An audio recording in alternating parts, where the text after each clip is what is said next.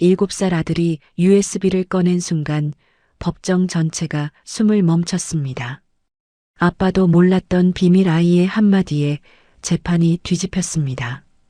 판사님, 이거 보면 안 돼요? 7살 아이의 폭탄 선언에 모두가 얼어붙었습니다. 엄마가 이혼하자던 진짜 이유 아이 영상 한 장에 그대로 무너졌습니다.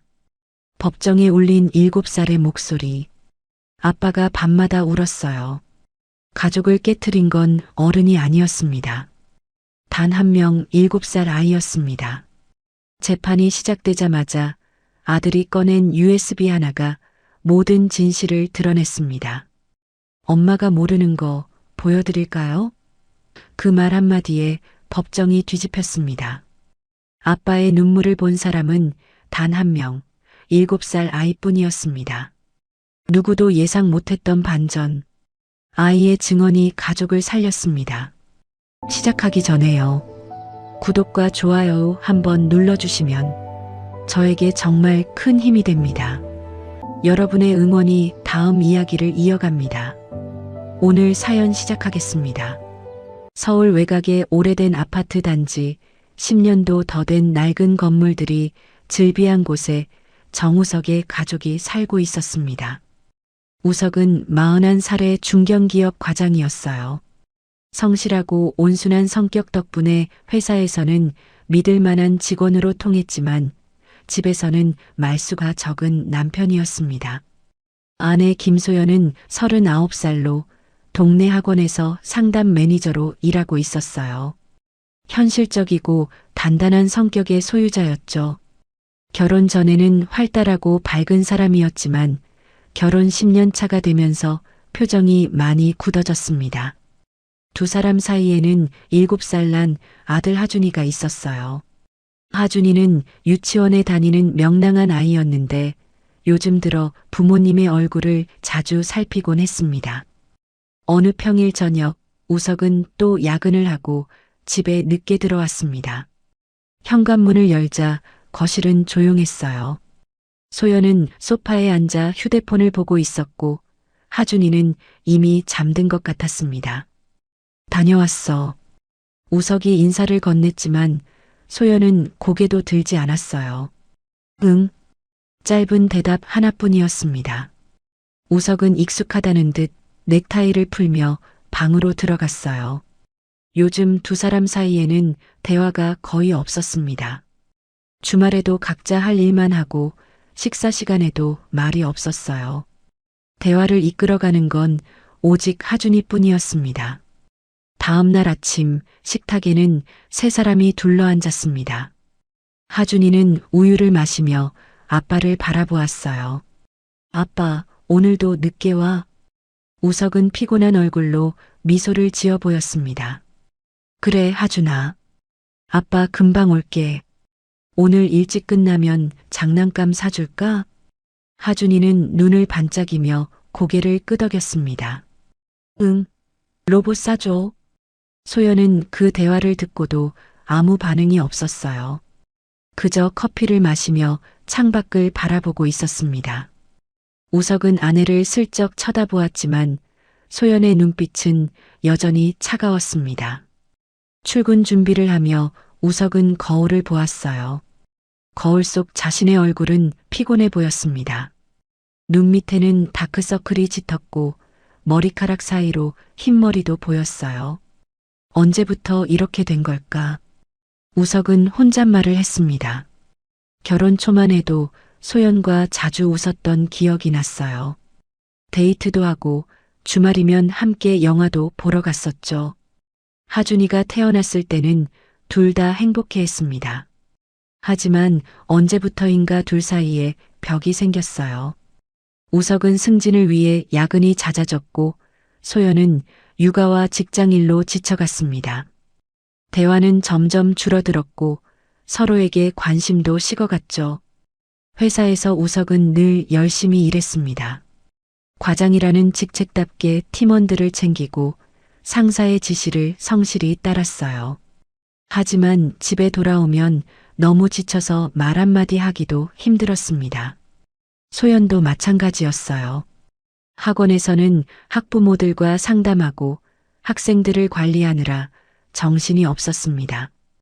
퇴근 후에는 하준이를 챙기고 집안일을 하느라 시간이 다 갔어요. 남편과 대화할 여유 같은 건 없었습니다. 두 사람은 같은 공간에 살면서도 점점 멀어져 갔습니다. 손을 잡는 일도 눈을 맞추는 일도 사라졌어요.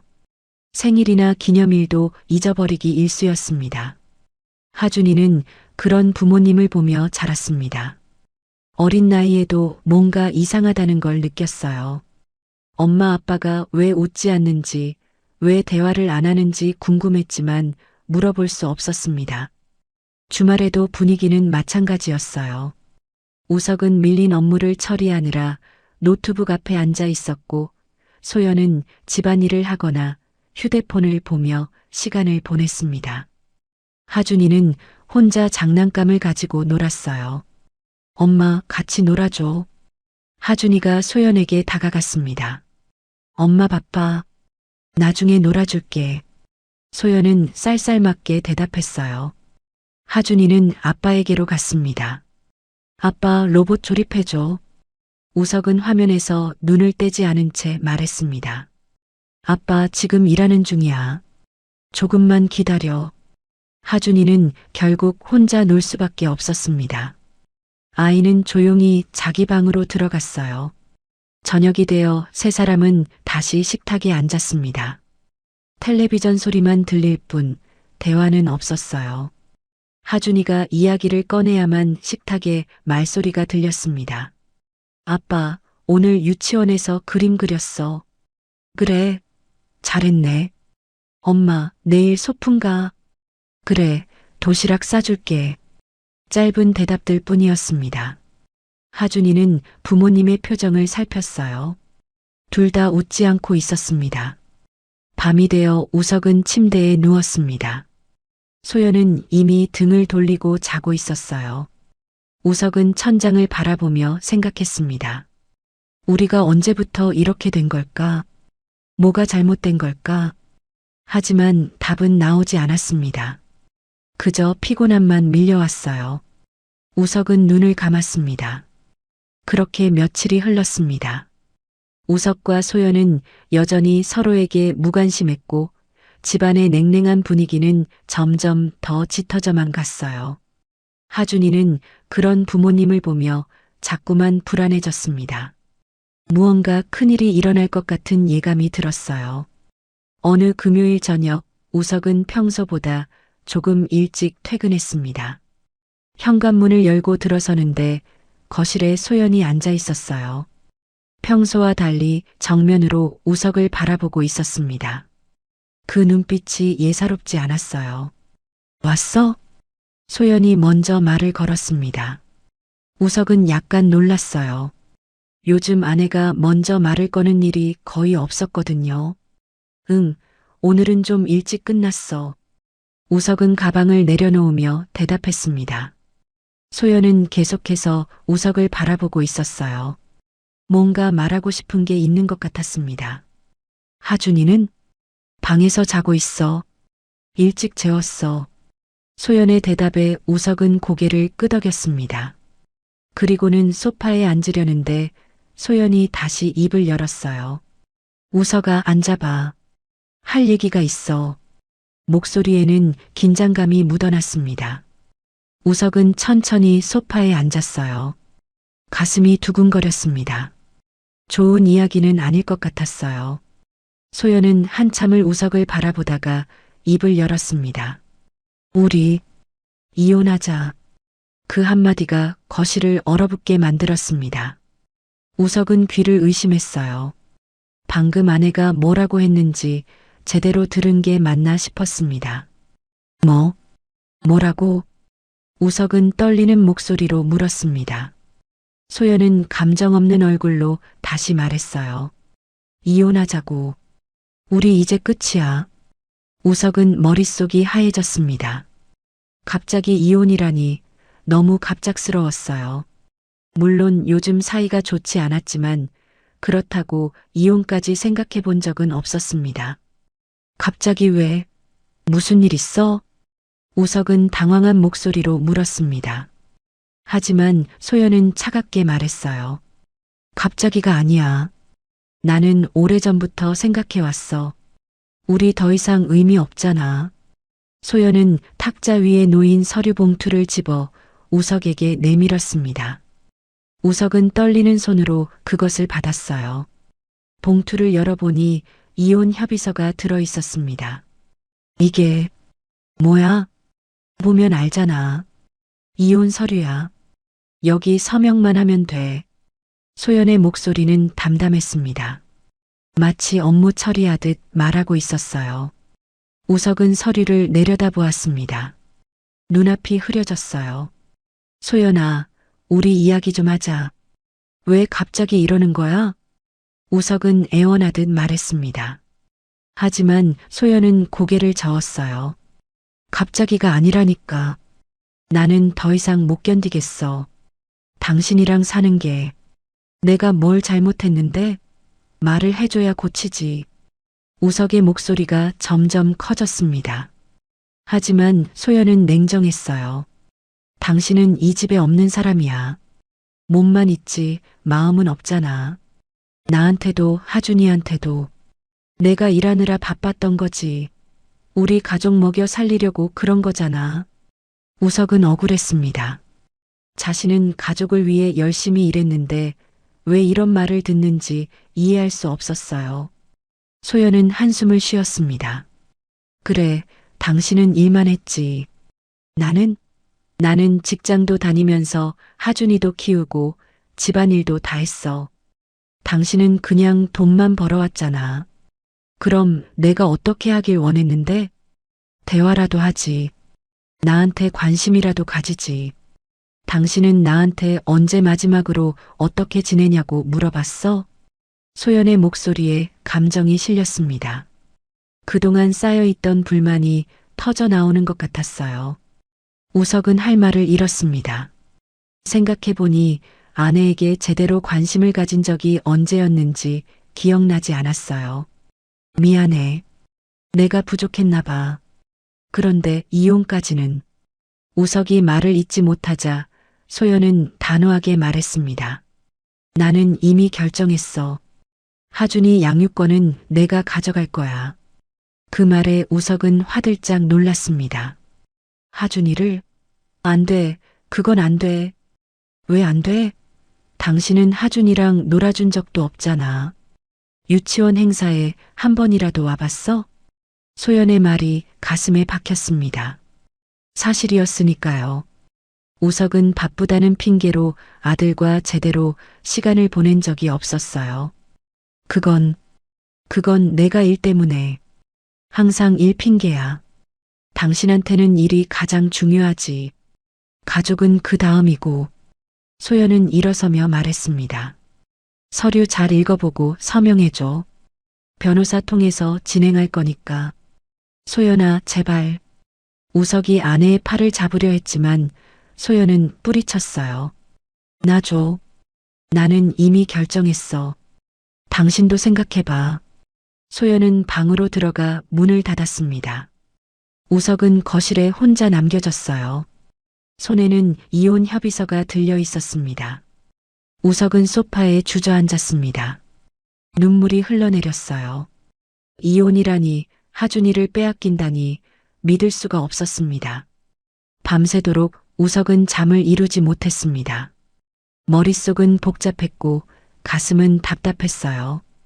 아내의 말들이 계속 맴돌았습니다. 내가 정말 그렇게 나쁜 남편이었나? 나쁜 아버지였나? 우석은 자신에게 물었습니다. 하지만 솔직히 대답할 자신이 없었어요. 돌이켜보니 가족과 함께한 시간보다 회사에서 보낸 시간이 훨씬 많았으니까요. 다음 날 아침 식탁은 더욱 냉랭했습니다. 소연은 우석을 쳐다보지도 않았고 우석도 고개를 들 수 없었어요. 하준이만 두 사람을 번갈아 보며 불안해했습니다. 엄마 아빠 싸웠어? 하준이의 물음에 둘 다 대답하지 못했습니다. 일주일이 지났습니다. 우석은 이혼 서류에 서명을 하지 않았어요. 할 수가 없었습니다. 하지만 소연은 단호했습니다. 결국 소연은 변호사를 선임했고 정식으로 이혼 소송을 제기했습니다. 며칠 후 우석에게 법원 출석 통지서가 날아왔습니다. 손에 든 서류를 보는 우석의 손은 떨렸어요.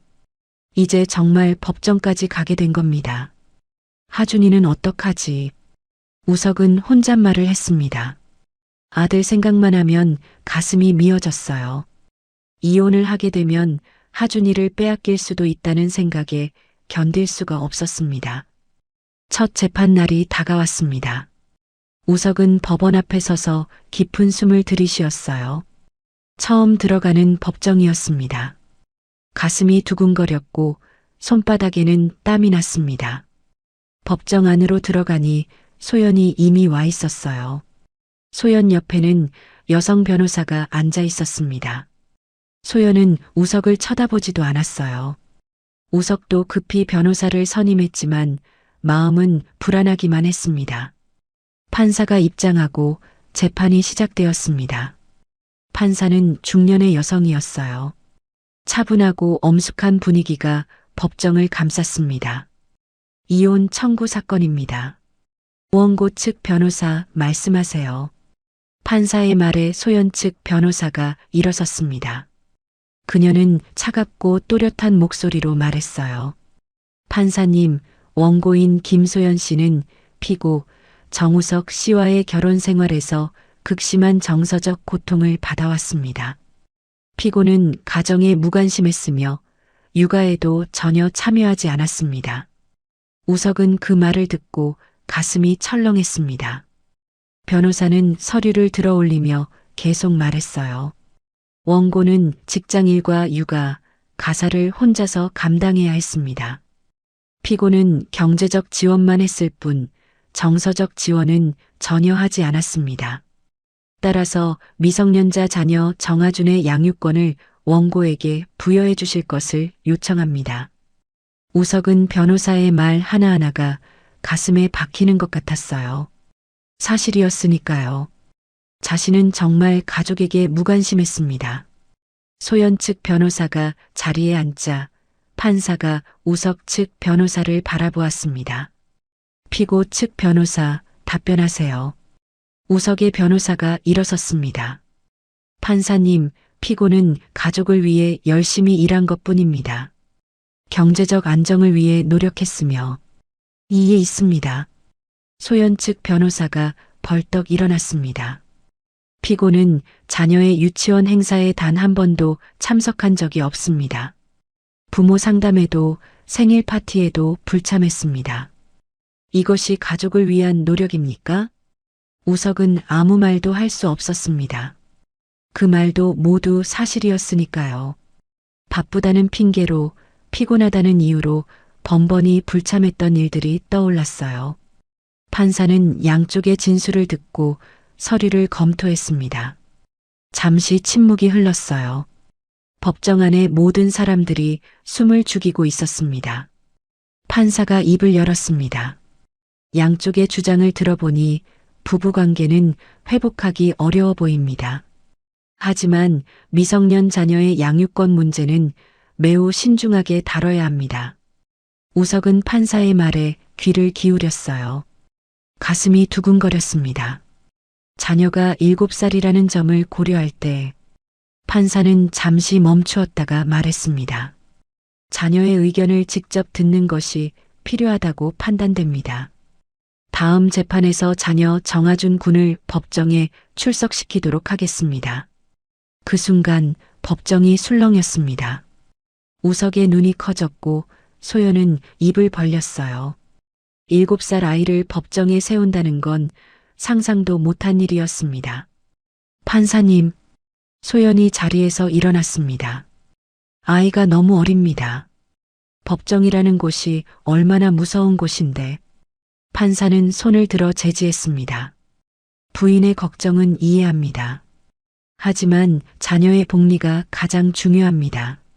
아이가 누구와 함께 사는 것이 더 행복한지, 부모 중 누구를 더 필요로 하는지 직접 확인해야 합니다. 우석도 일어서려 했지만 변호사가 팔을 잡았어요. 판사는 단호하게 말했습니다. 이는 법원의 결정입니다. 아이에게 심리적 부담을 주지 않도록 최대한 배려하겠습니다.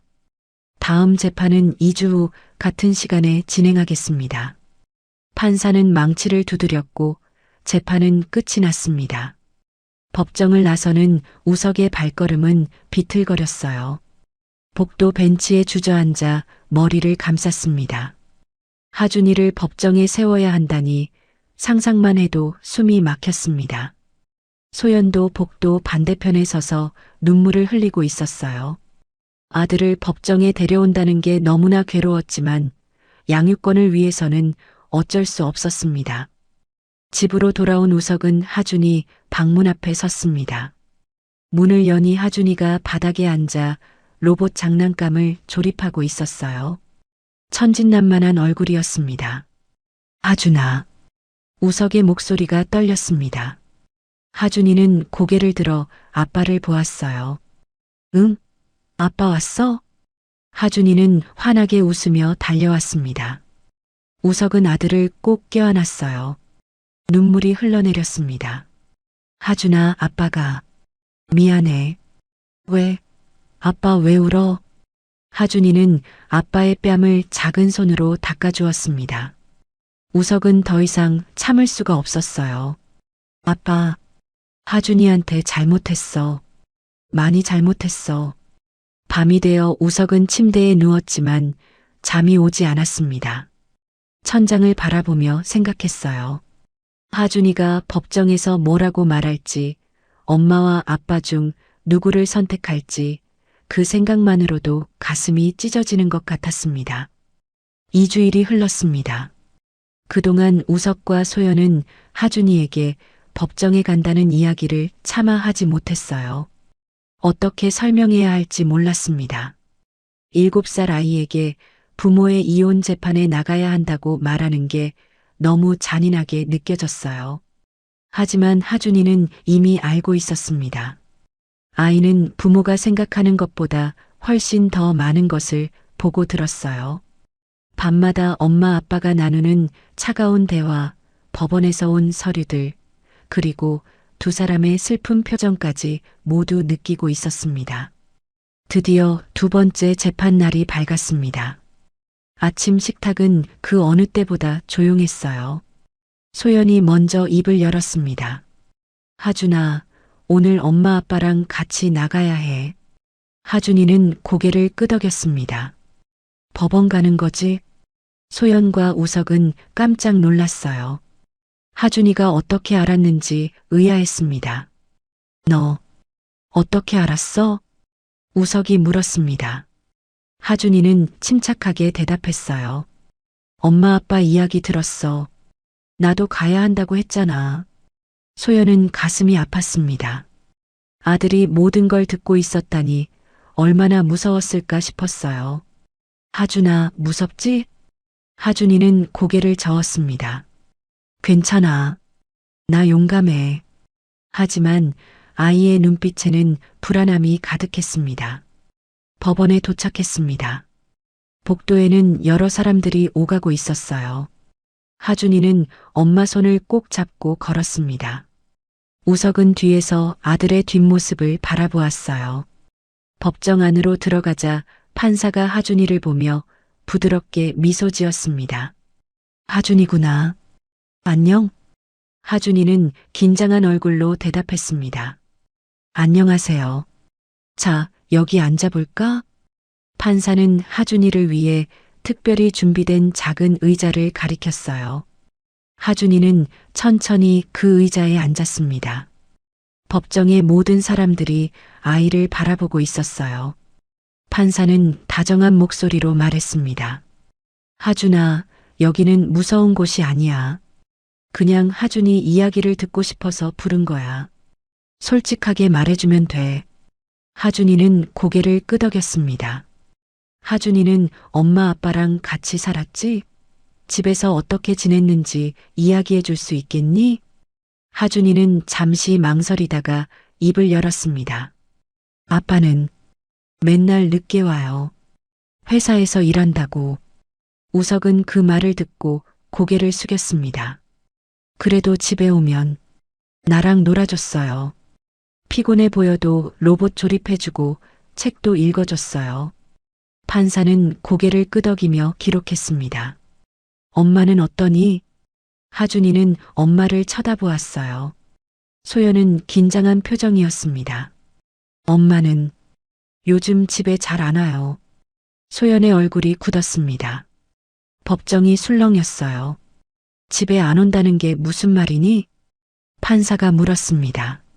하준이는 조심스럽게 말했어요. 학원 끝나고 집에 가면 엄마 없을 때가 많아요.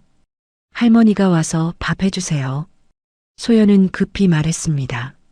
제가 일이 늦게 끝나서 그래요. 어쩔 수 없이. 하지만 판사는 소연을 제지하고 다시 하준이에게 물었습니다. 그럼 하준이는 엄마 아빠 중에 누구랑 더 많이 놀았니? 하준이는 망설였습니다. 엄마를 보고 아빠를 보았어요. 두 사람 모두 긴장한 표정이었습니다. 요즘은 할머니랑 더 많이 놀았어요. 그 말에 우석과 소연 모두 충격을 받았습니다. 두 사람 모두 아들과 제대로 시간을 보내지 못했다는 걸 깨달았어요. 판사는 잠시 생각하더니 물었습니다. 하준아, 엄마 아빠가 왜 이혼하려는 것 같아? 하준이는 고개를 숙였습니다. 한참을 침묵하다가 작은 목소리로 말했어요. 싸우니까요. 맨날 싸워요. 어떻게 싸우는데? 말 안 해요. 서로 쳐다보지도 않고 밥 먹을 때도 조용해요. 하준이의 목소리가 떨렸습니다. 나만 혼자 떠들어요.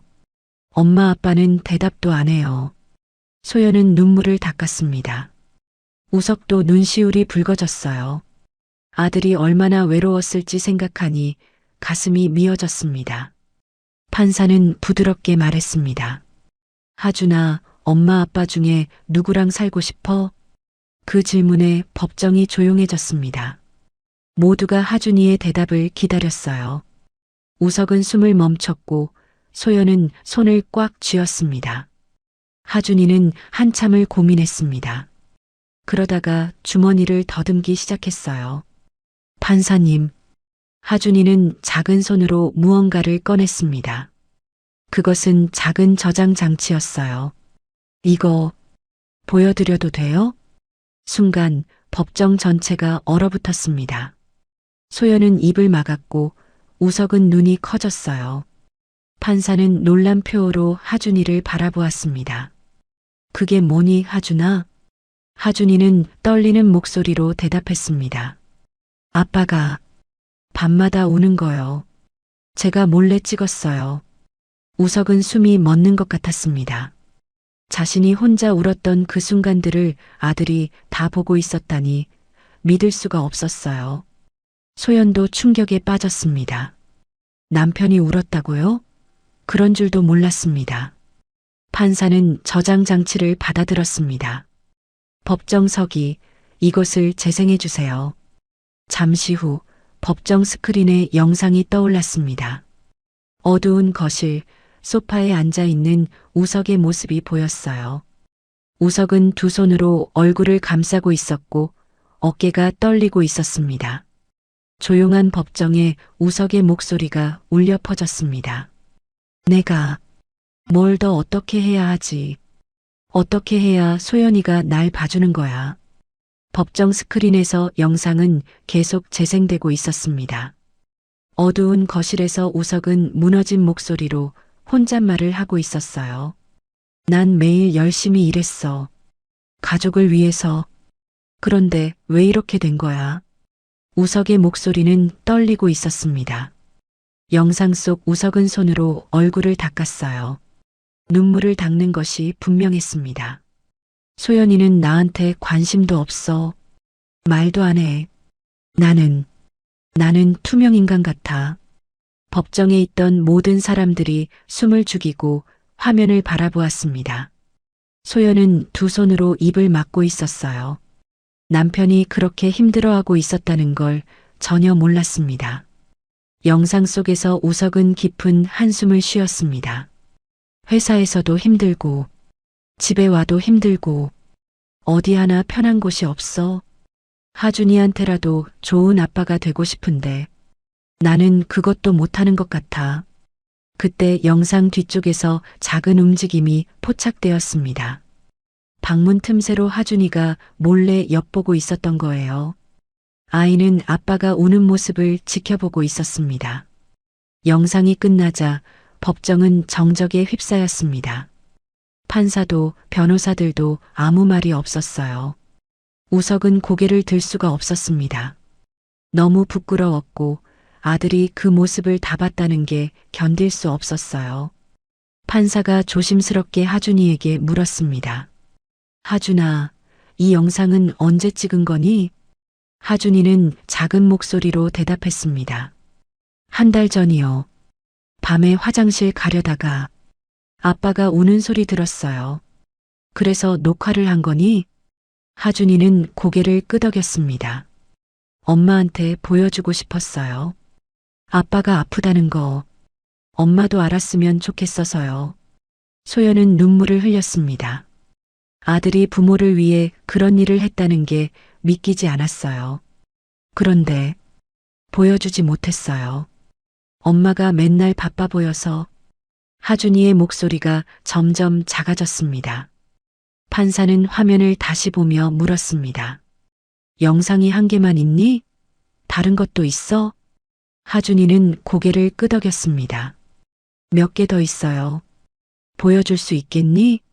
하준이는 법정 서기에게 저장 장치를 건넸습니다. 서기가 다른 파일을 열자 새로운 영상이 재생되었어요. 이번에는 낮 시간이었습니다. 거실에서 소연이 전화 통화를 하고 있었어요. 네, 알겠습니다. 내일 오전에 뵙겠습니다. 소연은 전화를 끊고 한숨을 쉬었습니다. 그리고는 소파에 주저앉아 두 손으로 얼굴을 감쌌어요. 언제까지 이렇게 살아야 하나? 나도 지쳤어. 소연의 목소리도 떨리고 있었습니다. 아침에 일어나서 하준이 챙기고 출근해서 일하고 퇴근하면 또 집안일. 남편은 나한테 관심도 없고. 소연은 눈물을 닦았습니다. 나도 사랑받고 싶어. 나도 누군가한테 기대고 싶다고. 왜 나만 이렇게 힘들어야 해? 우석은 그 영상을 보며 충격에 빠졌습니다. 아내도 자신만큼 힘들어하고 있었다는 걸 전혀 몰랐어요. 소연이 강하다고만 생각했는데 알고 보니 아내도 무너지고 있었던 겁니다. 영상 속 소연은 계속 말했습니다. 우석이는 날 안 봐줘. 내가 얼마나 힘든지, 내가 뭘 바라는지 아무것도 물어보지 않아. 그냥 돈만 벌어오면 되는 줄 알아. 소연은 소파에 누워 천장을 바라보았어요. 이혼하면 조금 나아질까? 혼자 사는 게 더 편할까? 그 순간 영상 뒤쪽에서 또다시 하준이의 모습이 보였습니다. 아이는 방문 뒤에 숨어서 엄마를 지켜보고 있었어요. 영상이 끝나자 소연은 울음을 터뜨렸습니다. 자신의 모습이 저렇게 녹화되어 있었다니, 그것도 아들이 찍었다니 너무 부끄러웠어요. 판사는 하준이를 바라보았습니다. 하준아, 왜 이런 영상들을 찍은 거니? 하준이는 눈물을 글썽이며 대답했습니다. 엄마 아빠가 서로 모르는 것 같아서요. 무엇을 모른다는 거니? 아빠는 엄마가 힘든 거 몰라요. 엄마는 아빠가 우는 거 몰라요. 하준이의 목소리가 떨렸습니다. 둘 다 힘든데 서로한테 말 안 해요. 그래서 제가 보여주고 싶었어요. 법정에 있던 사람들은 모두 눈물을 닦고 있었습니다. 7살 아이가 부모를 위해 이런 일을 했다는 게 가슴 아팠어요. 우석은 자리에서 일어났습니다. 판사님, 제가 할 말이 있습니다. 판사는 고개를 끄덕였습니다. 우석은 소연을 바라보며 말했어요. 소연아, 미안해. 나는 내가 그렇게 힘든 줄 몰랐어. 우석의 목소리는 울먹이고 있었습니다. 나는 내가 열심히 일하면, 돈 많이 벌어오면, 그게 가족을 위하는 거라고 생각했어. 그런데 그게 아니었구나. 소연도 고개를 들어 우석을 바라보았습니다. 너도 힘들었구나. 나는 내가 나한테 관심 없는 줄만 알았어. 두 사람은 서로를 바라보았습니다. 10년 동안 함께 살면서도 서로의 마음을 제대로 본 적이 없었다는 걸 깨달았어요. 하준이가 말했습니다. 엄마, 아빠, 서로 이야기해요. 제발. 아이의 간절한 목소리에 법정의 모든 사람들이 가슴 아파했습니다. 판사는 잠시 침묵하다가 입을 열었습니다. 두 분, 이혼이 정말 답입니까? 아니면 서로를 이해하려는 노력이 필요한 건 아닙니까? 우석과 소연은 아무 대답도 하지 못했습니다. 판사의 질문에 우석과 소연은 침묵했습니다. 대답할 수가 없었어요. 이혼이 답인지 아니면 노력이 필요한 건지 확신할 수 없었습니다. 판사는 하준이를 바라보며 물었습니다. 하준아, 영상이 또 있니? 하준이는 고개를 끄덕였습니다.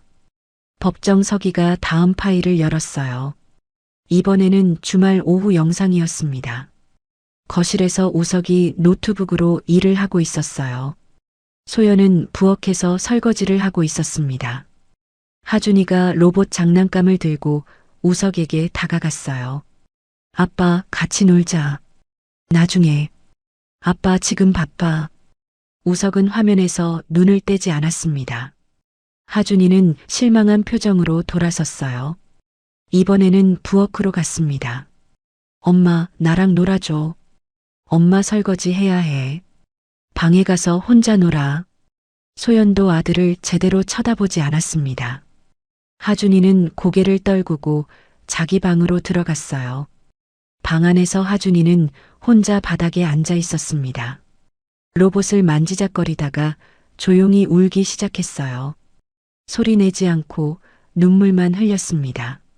엄마, 아빠, 나 싫어하나? 아이의 작은 목소리가 법정에 울려 퍼졌습니다. 우석은 자리에서 벌떡 일어났어요. 가슴이 찢어지는 것 같았습니다. 하준아. 우석이 아들에게 달려갔습니다. 하준이를 꼭 안았어요.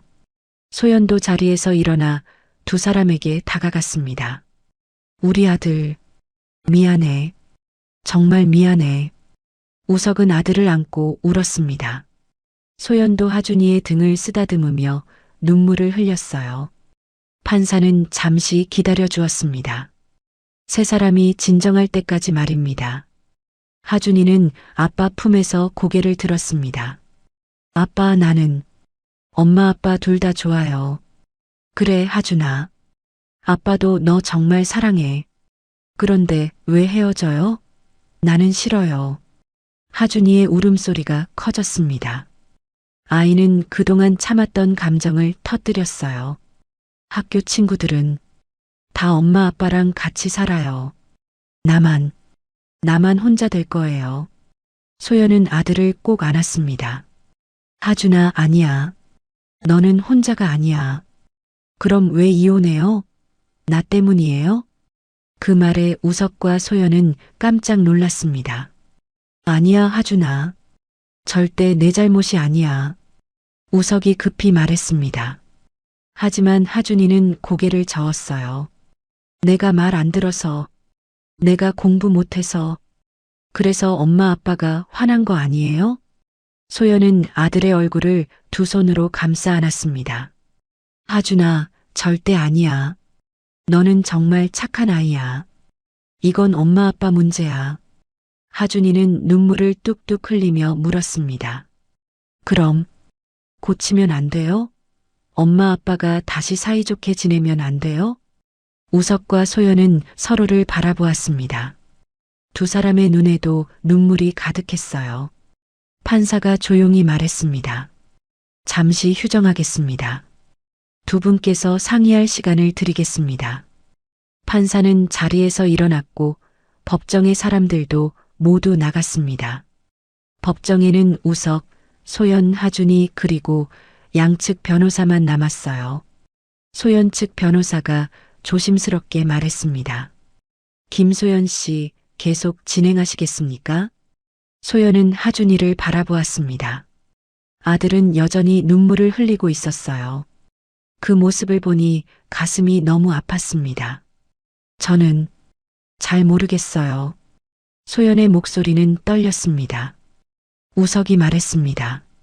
소연아, 우리 이야기 좀 하자. 제대로. 소연은 고개를 끄덕였습니다. 두 사람은 법정 한쪽 구석으로 갔어요. 하준이는 변호사와 함께 남았습니다. 우석이 먼저 입을 열었습니다. 소연아, 나 정말 몰랐어. 내가 그렇게 힘든 줄. 나는 그냥 열심히 일하면 가족이 행복할 거라고 생각했어. 소연은 고개를 저었습니다. 나도 몰랐어. 당신이 그렇게 외로웠는지. 나는 당신이 나한테 관심 없는 줄만 알았어. 관심 없었던 게 아니야. 나는 어떻게 표현해야 할지 몰랐어. 말하는 게 어색했어. 우석은 소연의 손을 잡았습니다. 나는 내가 강하다고 생각했어. 혼자서도 다 잘할 수 있다고. 그래서 내가 도와주지 않아도 괜찮은 줄 알았어. 소연의 눈에서 눈물이 흘러내렸습니다. 나도 강한 척했어. 당신한테 약한 모습 보이기 싫어서. 그런데 그게 더 멀어지게 만든 거였네. 두 사람은 한참을 침묵했습니다. 10년 동안 쌓인 오해와 서운함이 천천히 풀려나가고 있었어요. 소연아, 나 정말 바보였어. 내 마음을 몰라줘서 미안해. 나도 미안해. 당신 마음을 헤아리지 못해서. 소연은 우석을 바라보았습니다. 우리 다시 시작할 수 있을까? 우석은 놀라서 소연을 보았어요. 정말? 너 이혼 안 하고 싶어? 소연은 하준이를 바라보았습니다. 아들은 멀리서 두 사람을 불안하게 쳐다보고 있었어요. 저 아이가 우리를 지키려고 얼마나 노력했는지 봤잖아. 7살짜리가 말이야. 소연의 목소리가 떨렸습니다. 나는 나빠질 대로 나빠진 결혼이라고 생각했어. 고칠 수 없다고. 그런데 오늘 깨달았어. 뭘? 우리가 정말 문제였던 건 대화를 안 한 거였어. 서로에게 마음을 말하지 않은 거. 우석은 고개를 끄덕였습니다. 맞아. 나도 그걸 오늘 알았어. 하준이가 보여준 영상들. 우리는 같은 집에 살면서도 서로를 전혀 모르고 있었어. 소연은 우석의 손을 꼭 잡았습니다. 다시 해보자. 처음부터. 이번에는 제대로. 휴정이 끝나고 판사가 다시 자리에 앉았습니다. 법정의 분위기는 아까와 달랐어요. 우석과 소연은 나란히 앉아 서로의 손을 잡고 있었습니다. 판사는 두 사람의 모습을 보며 물었습니다. 두 분 상의는 하셨습니까? 소연이 일어섰습니다. 목소리는 떨렸지만 또렷했어요. 판사님, 저 이혼 청구를 취하하고 싶습니다. 법정이 술렁였습니다. 소연 측 변호사도 놀란 표정을 지었어요. 김소연 씨, 확실하십니까? 판사가 다시 한번 확인했습니다. 소연은 고개를 끄덕였어요. 네, 확실합니다. 저는 남편과 다시 시작하고 싶습니다. 우석은 소연의 손을 더욱 꼭 잡았습니다. 눈물이 흘러내렸어요. 판사는 잠시 두 사람을 바라보다가 말했습니다. 좋습니다. 하지만 법원으로서 한 가지 권고사항이 있습니다. 말씀하세요. 두 분께는 전문적인 부부 상담이 필요해 보입니다. 지금 당장은 화해의 마음이 생겼지만 근본적인 문제를 해결하지 않으면 같은 일이 반복될 수 있습니다. 우석이 일어서서 말했습니다. 판사님 말씀이 맞습니다. 저희 상담 받겠습니다. 꼭 받을 겁니다. 판사는 만족스러운 표정으로 고개를 끄덕였습니다. 그럼 이 사건은 원고의 소취하로 종결하겠습니다. 판사는 망치를 두드렸고 재판은 끝이 났습니다. 하준이는 자리에서 뛰어내려 엄마 아빠에게 달려갔어요. 엄마, 아빠, 이제 안 헤어지는 거지? 그래, 하준아. 엄마 아빠 안 헤어져. 소연은 아들을 꼭 안았습니다. 우석도 두 사람을 감싸 안았어요. 법정에 있던 사람들은 따뜻한 미소를 지으며 지켜보았습니다. 법정을 나서며 우석은 하준이를 번쩍 안아 올렸습니다. 하준아, 너 정말 대단한 아이야. 알고 있어? 왜? 엄마 아빠를 구해줬잖아. 내가 그 영상들 안 보여줬으면 우리는 서로를 영영 이해하지 못했을 거야. 하준이는 쑥스럽게 웃었습니다. 나도 엄마 아빠 사이좋게 지냈으면 좋겠어서 그랬어. 소연은 아들의 머리를 쓰다듬었어요. 고마워, 하준아. 엄마가 정말 미안했어. 너한테 외로운 시간 많이 만들어줬지? 하준이는 고개를 저었습니다. 괜찮아. 이제 같이 놀면 되지. 세 사람은 법원을 나와 집으로 향했습니다. 차 안에서 우석이 말했어요. 소연아, 오늘부터 내가 변할게. 진짜로. 나도 변할 거야. 당신한테 내 마음 제대로 표현할게. 그리고 하준이. 우석은 백미러로 뒷좌석의 아들을 보았습니다. 아빠가 앞으로 매주 금요일은 일찍 퇴근할게. 하준이랑 놀아줄 시간 꼭 만들 거야. 하준이의 눈이 반짝였습니다. 정말? 약속이야? 약속이야. 남자는 약속을 꼭 지켜야지. 소연도 말했습니다. 엄마도 주말에는 학원 일줄일게. 하준이랑 그리고 아빠랑 시간 보낼 거야. 하준이는 환하게 웃었습니다. 좋아. 그럼 놀이공원 가자. 세 명 다 같이. 그래, 가자. 이번 주말에 가자. 우석이 대답했습니다. 집에 도착한 세 사람은 함께 저녁을 준비했습니다. 우석은 채소를 썰고 소연은 고기를 굽고 하준이는 식탁을 차렸어요. 오랜만에 함께하는 시간이었습니다. 식사를 하며 소연이 말했습니다. 당신 오늘 회사 일은 어땠어? 우석은 깜짝 놀랐습니다. 소연이 자신에게 회사 일을 물어본 게 얼마 만인지 기억도 나지 않았어요. 응, 힘들었어. 신규 프로젝트 때문에 스트레스 많이 받았거든. 그랬구나. 많이 힘들었겠다. 소연은 우석의 손을 잡았습니다. 앞으로 힘든 일 있으면 나한테 말해줘. 혼자 끙끙 앓지 말고. 우석은 고개를 끄덕였습니다. 너는? 학원 일은 어때? 나도 힘들어. 학부모들 상대하는 게 쉽지 않아. 근데 이렇게 당신한테 말하니까 좀 나은 것 같아. 두 사람은 서로를 바라보며 미소 지었습니다. 대화가 이렇게 편할 수 있다는 게 신기했어요.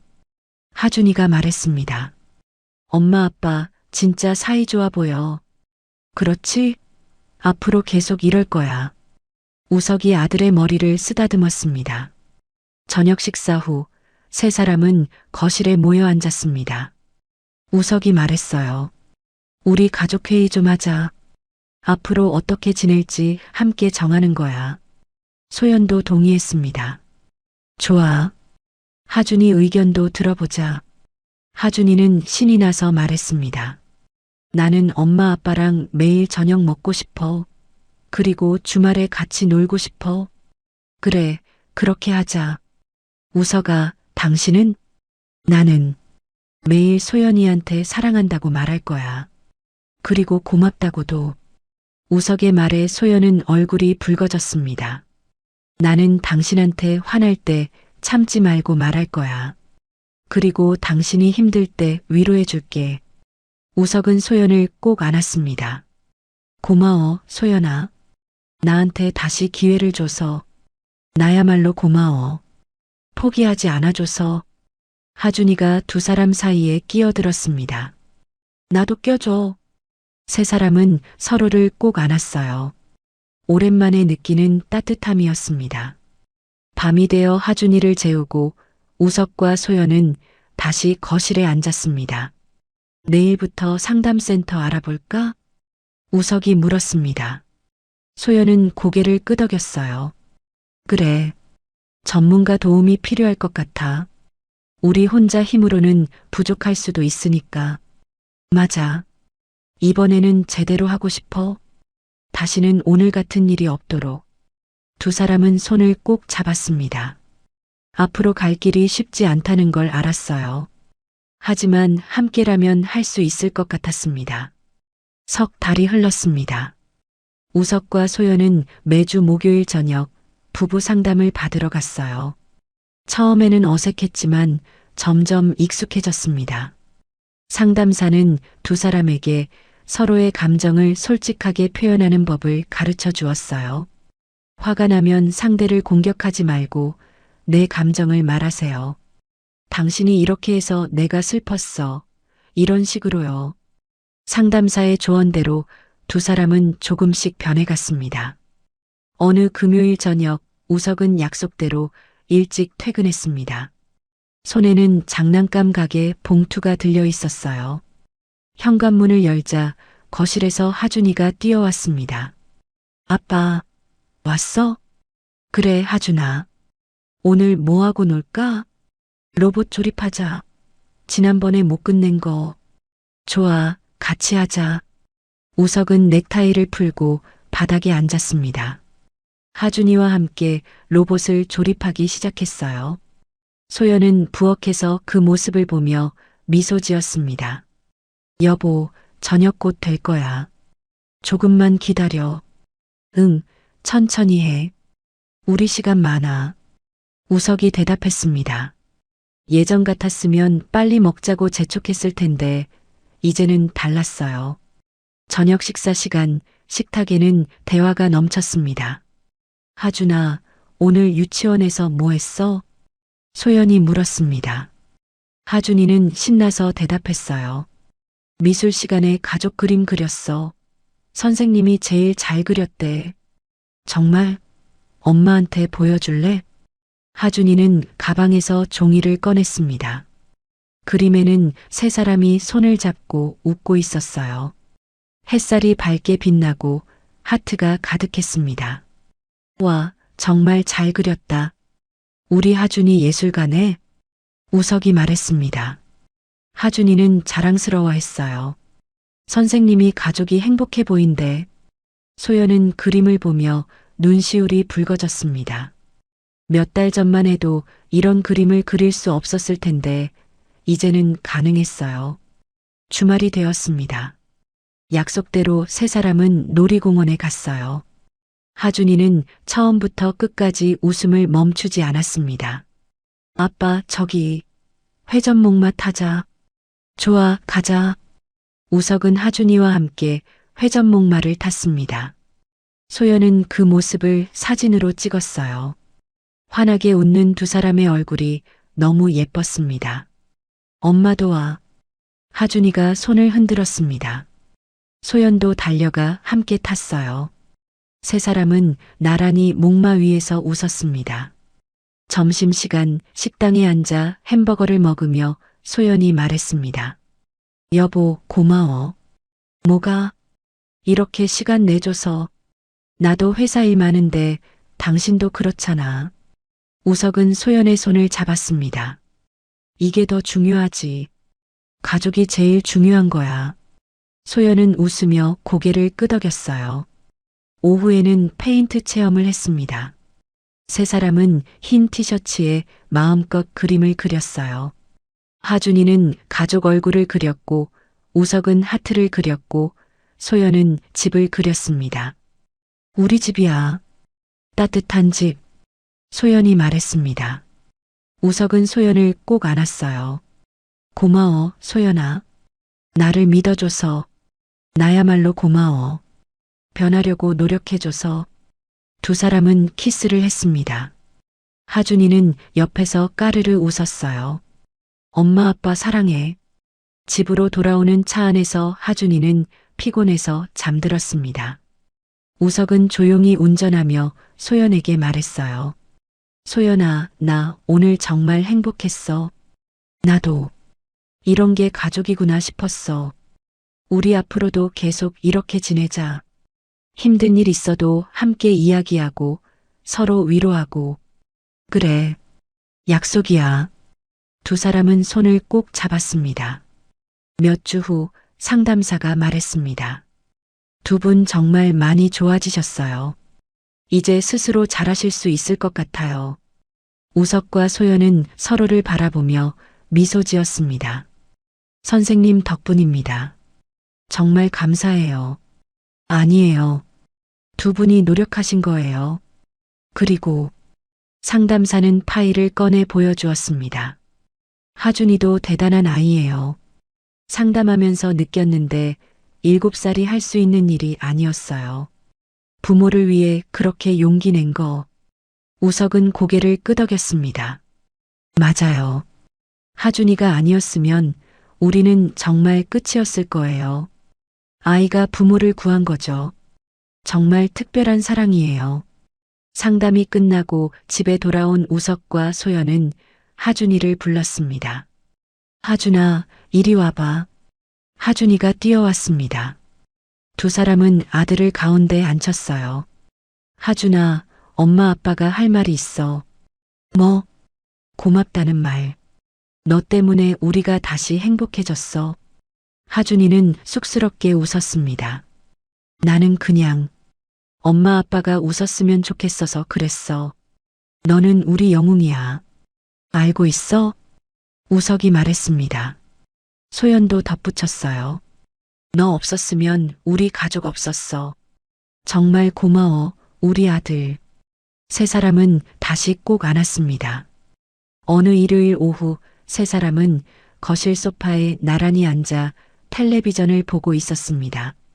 하준이는 우석의 무릎에 앉아 있었고 소연은 우석의 어깨에 기대고 있었어요. 여보, 행복해? 소연이 물었습니다. 우석은 고개를 끄덕였어요.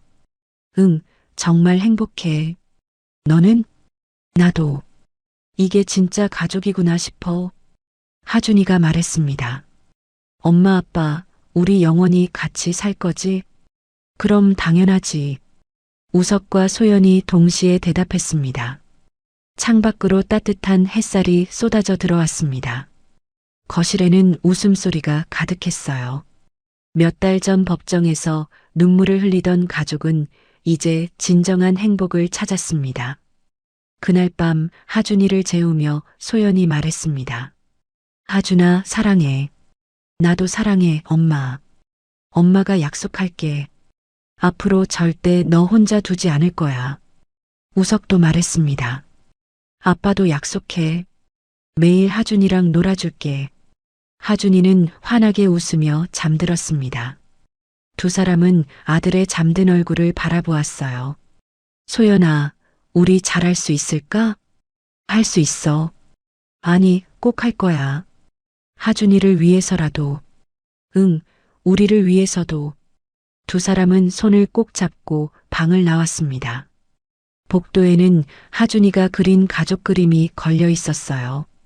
세 사람이 손을 잡고 웃고 있는 그 그림처럼 이제 그들의 삶도 그렇게 되었습니다. 가족을 지킨 것은 7살 아이의 작은 용기였습니다. 그리고 그 용기가 부모에게 다시 사랑할 기회를 주었습니다. 귀한 시간 내어 이 영상을 함께 해주셔서 진심으로 감사합니다. 여러분의 한 번 시청, 한 줄 댓글이 저에게 큰 힘이 됩니다. 앞으로도 마음을 어루만지는 이야기로 보답드리겠습니다. 항상 건강하시고 따뜻한 하루 보내세요. 어머니, 오늘은 오지 마세요. 창피하니까요. 저분 박순자 여사님 맞습니까? 제 연인을 이제야 뵙습니다. 시작하기 전에요. 구독과 좋아요 한번 눌러주시면 저에게 정말 큰 힘이 됩니다. 여러분의 응원이 다음 이야기를 이어갑니다. 오늘 사연 시작하겠습니다. 경상북도 깊은 산골, 푸른 산자락에 둘러싸인 작은 마을에 박순자는 살고 있었습니다. 68배 나이에도 허리는 꼿꼿했고 손은 거칠었지만 마음만큼은 누구보다 따뜻한 어머니였죠. 오래된 농가 한옥은 세월의 흔적이 고스란히 남아 있었지만 순자에게는 평생을 함께한 소중한 보금자리였습니다. 마당 한쪽에는 고추며 상추, 깻잎이 자라는 작은 텃밭이 있었고 장독대에는 해마다 담근 장들이 세월의 맛을 품고 익어가고 있었습니다. 순자는 혼자였습니다. 남편은 10년 전에 세상을 떠났고 외아들 민수는 서울에서 대기업 중간 간부로 일하고 있었죠. 민수는 효자였습니다. 한 달에 한 번씩은 꼭 전화를 했고 명절이면 빠짐없이 내려왔습니다. 순자는 그것만으로도 만족했어요. 아들이 잘 살고 있다는 것, 그것이 어머니로서 가장 큰 기쁨이었으니까요. 그런데 며느리 윤지혜는 조금 달랐습니다. 강남에서 자라고 좋은 대학을 나온 지혜는 품위와 체면을 무엇보다 중요하게 여기는 사람이었어요. 결혼 초부터 시골 시어머니와의 거리를 두었고 명절에도 인사만 간단히 하고는 서울로 올라가기 바빴습니다. 순자는 며느리의 그런 태도가 서운하기도 했지만 젊은 사람들은 다 그런가 보다 하며 이해하려 애썼습니다. 그날도 순자는 텃밭에서 상추를 따고 있었습니다. 햇살이 따스하게 내리쬐는 오후였죠. 그때 휴대폰이 울렸습니다. 민수였습니다. 엄마, 이번 주말에 서울로 올라오실 수 있으세요? 순자는 깜짝 놀랐습니다. 평소 민수가 먼저 올라오라고 한 적이 거의 없었거든요. 무슨 일인데? 민수야, 내가 내려오면 되는 기라. 아니에요, 엄마. 지혜가 참석하는 사교 모임이 있는데요. 엄마도 같이 오시면 좋을 것 같대요. 순자는 잠시 말문이 막혔습니다. 지혜가 자신을 초대하다니 이게 무슨 일인가 싶었죠. 그래, 지혜가 그렇게 말했나? 네, 엄마. 꼭 오세요. 좋은 분들도 많이 만날 수 있대요. 전화를 끊고 나서 순자는 한참을 멍하니 서 있었습니다. 기쁘기도 했지만 한편으로는 불안했어요. 지혜가 왜 갑자기 자신을 초대했을까? 혹시 무슨 일이 있는 건 아닐까 하는 생각이 들었습니다. 그날 저녁 순자는 장롱을 열어 옷을 꺼내 보았습니다. 몇 년 전 민수가 생일 선물로 사준 남색 한복이 있었죠. 한 번도 제대로 입어본 적이 없는 고이 간직해둔 옷이었습니다. 순자는 그 한복을 꺼내 조심스럽게 다림질을 했습니다. 주름 하나 없이 반듯하게 펴진 한복을 보며 순자는 작은 미소를 지었습니다.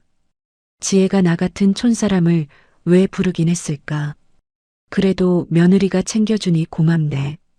하지만 마음 한구석에서는 묘한 불편함이 피어올랐습니다. 서울 사람들, 그것도 지혜의 친구들 앞에 서는 것이 두렵기도 했어요. 촌스럽다는 소리를 들을까봐, 민수에게 누가 될까봐 걱정이 앞섰습니다. 다음 날 순자는 새벽부터 일어나 준비를 했습니다. 머리를 단정하게 빗고 한복을 입었습니다. 거울을 보니 낯선 자신의 모습이 비쳤어요. 평소 작업복만 입던 자신과는 다른 조금은 어색하지만 그래도 괜찮아 보이는 모습이었습니다. 버스를 타고 서울로 향하는 길, 순자는 창밖을 바라보며 생각에 잠겼습니다. 아들이 태어났을 때 남편과 함께 농사를 지으며 힘들게 키웠던 시절들이 떠올랐습니다.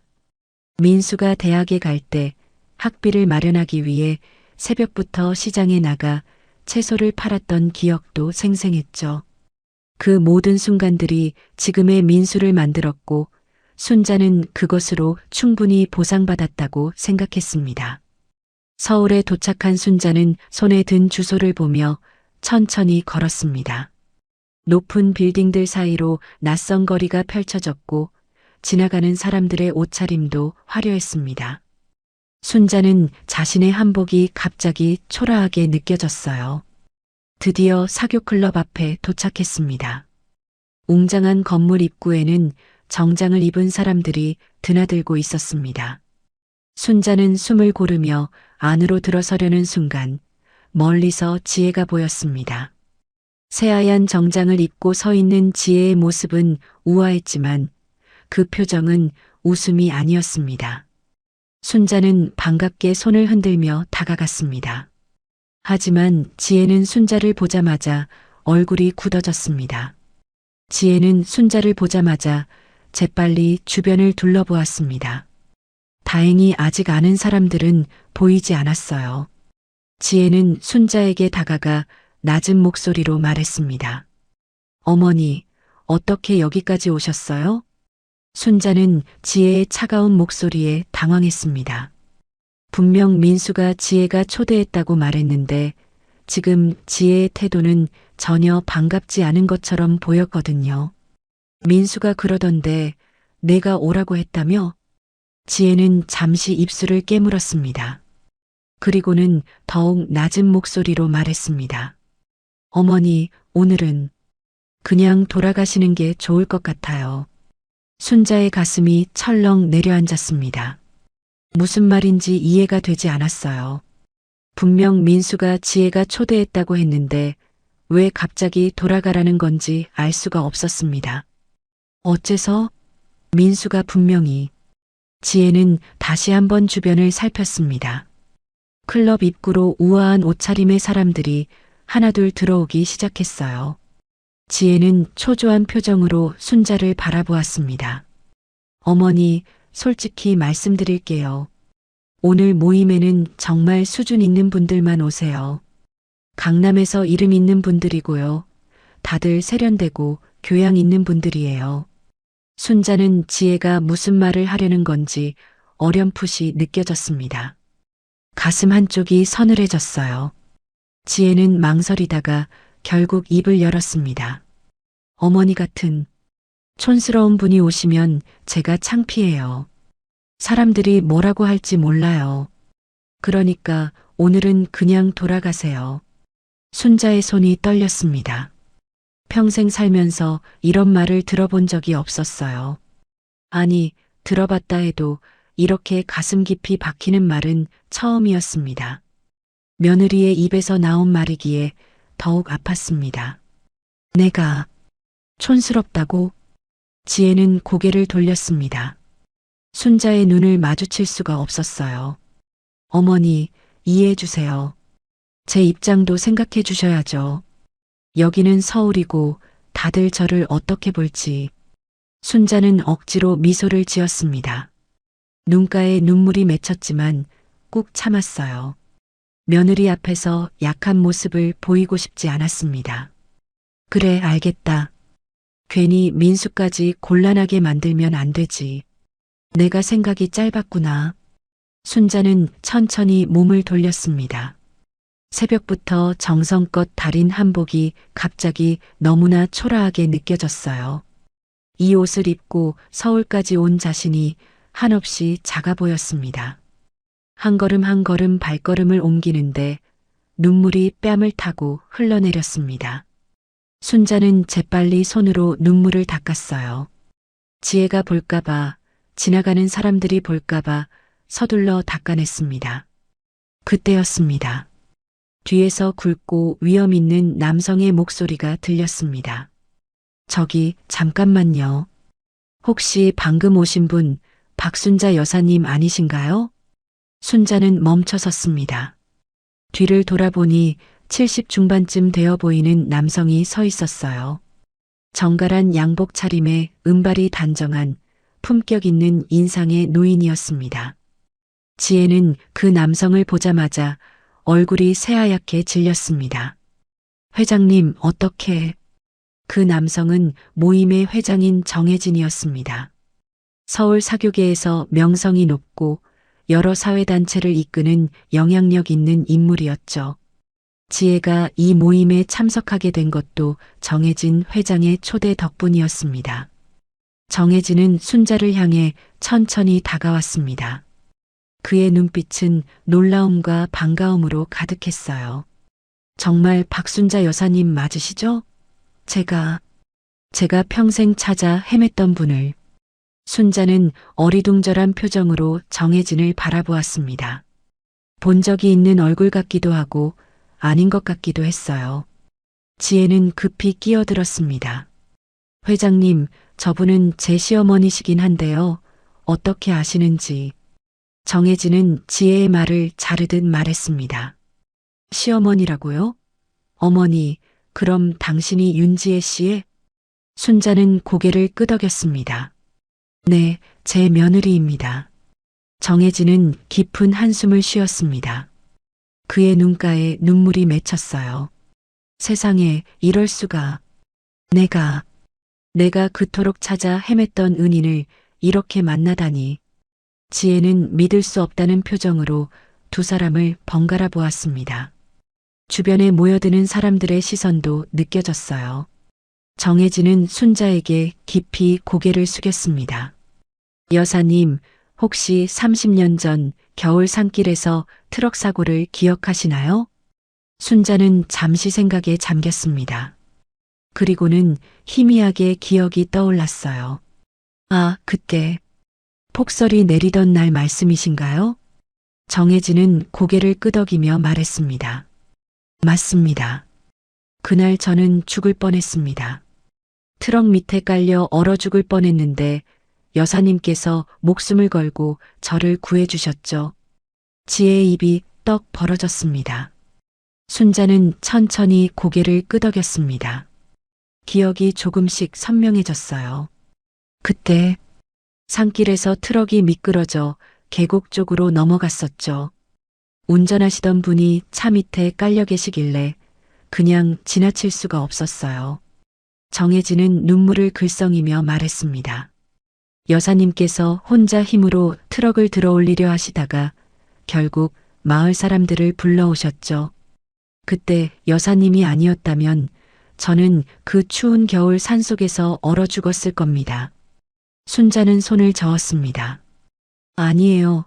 그때 일은 당연한 거였어요. 누구라도 그렇게 했을 거예요. 하지만 정혜진은 고개를 저었습니다. 아닙니다. 그날 얼마나 많은 차들이 그냥 지나쳤는지 아십니까?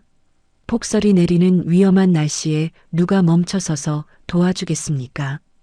여사님은 제 생명의 은인이십니다. 지혜는 그 말을 듣고 믿기지 않는다는 표정으로 순자를 바라보았습니다. 평소 시골에서 텃밭이나 가꾸는 평범한 시어머니가 이런 대단한 일을 했다는 게 실감이 나지 않았어요. 정혜진은 순자의 손을 꼭 잡았습니다. 여사님, 제가 30년 동안 여사님을 찾았습니다. 당시에는 혼란스러운 상황이라 제대로 인사도 못 드렸고 성함도 제대로 못 여쭤봤어요. 그저 박씨 성을 가진 분이라는 것만 알았죠. 순자는 쑥스러운 듯 고개를 숙였습니다. 저는 그냥 사람 목숨이 걸린 일인데 당연히 해야 할 일을 했을 뿐이에요. 정혜진은 고개를 저으며 말했습니다. 여사님의 그 마음씨 덕분에 제가 지금 이 자리에 있습니다. 그 뒤로 사업도 일으켰고 이렇게 많은 분들과 인연을 맺으며 살아왔습니다. 모두 여사님 덕분입니다. 주변에 모여든 사람들이 수군거리기 시작했습니다. 저분이 회장님의 생명의 은인이라고? 세상에 그런 일이 있었다니.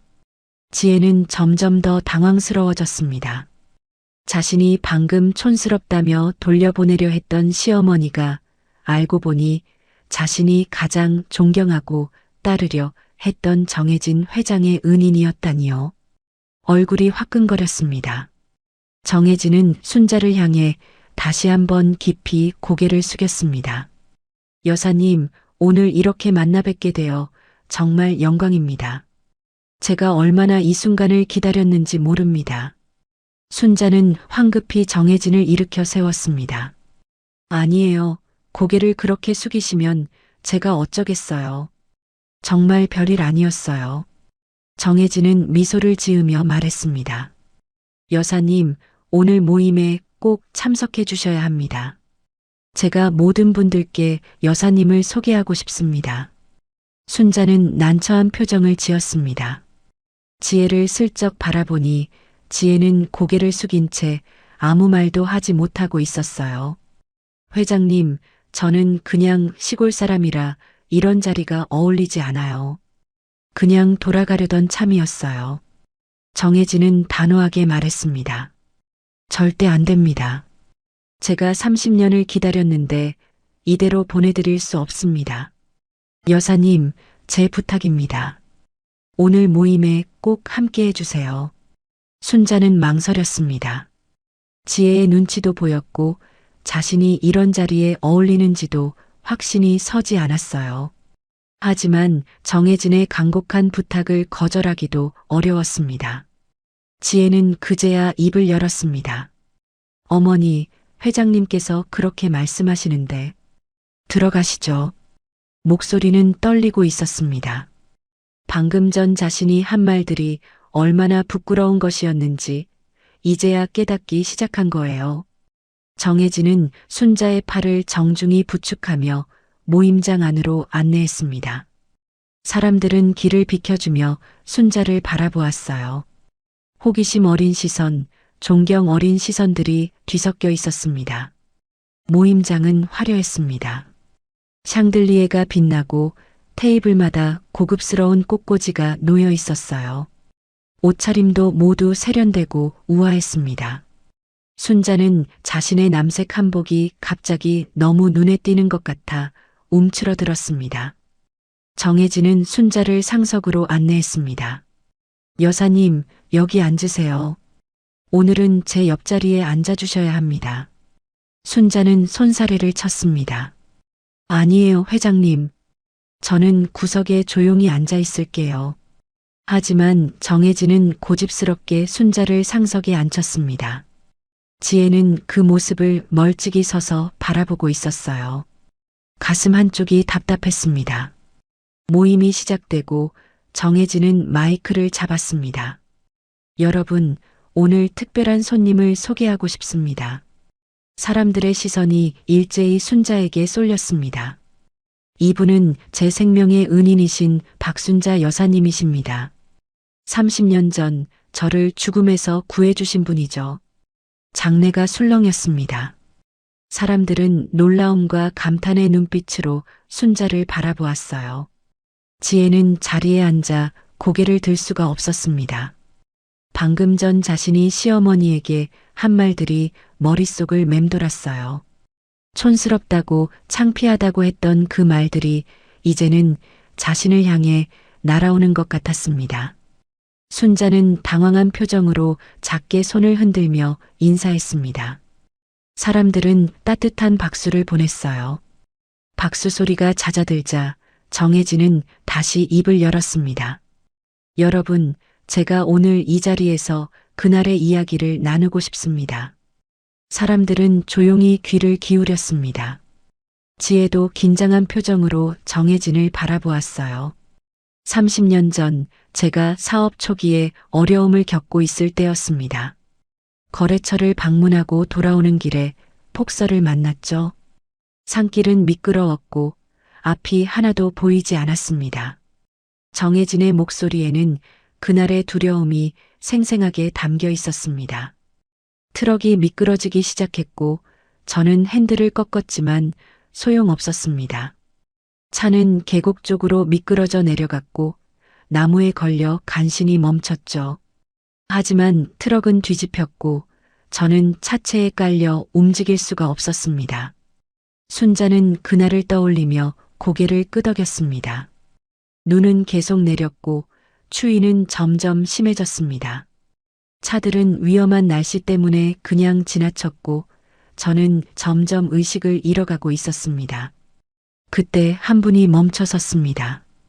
정혜진은 순자를 바라보며 말했습니다. 바로 박순자 여사님이셨습니다. 여사님은 시장에 다녀오시는 길이었는데 제 신음소리를 들으셨다고 하더군요. 순자는 쑥스러운 듯 말했습니다. 그때 소리가 들려서 내려가 봤더니 트럭 밑에서 신음하시는 게 보였어요. 혼자 힘으로는 어쩔 수가 없어서 일단 담요를 덮어드리고 마을로 달려갔습니다.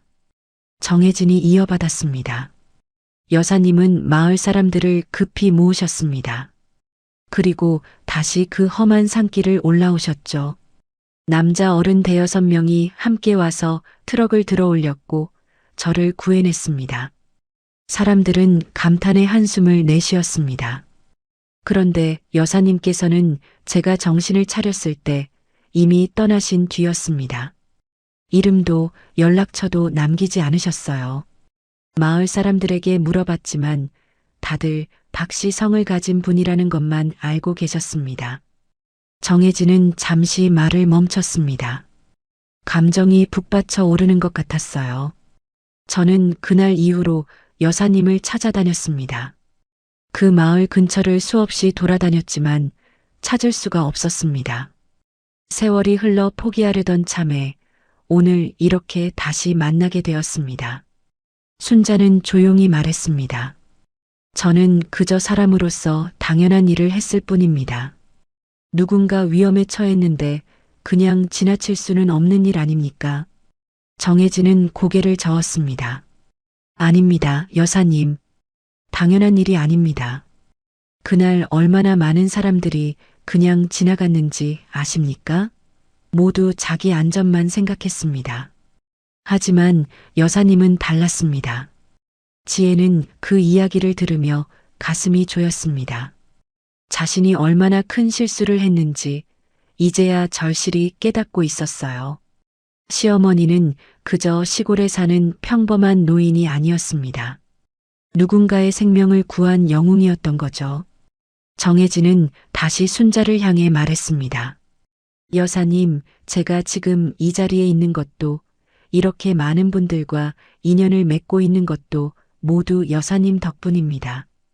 그날 여사님이 구해주지 않으셨다면 저는 이 세상에 없었을 겁니다.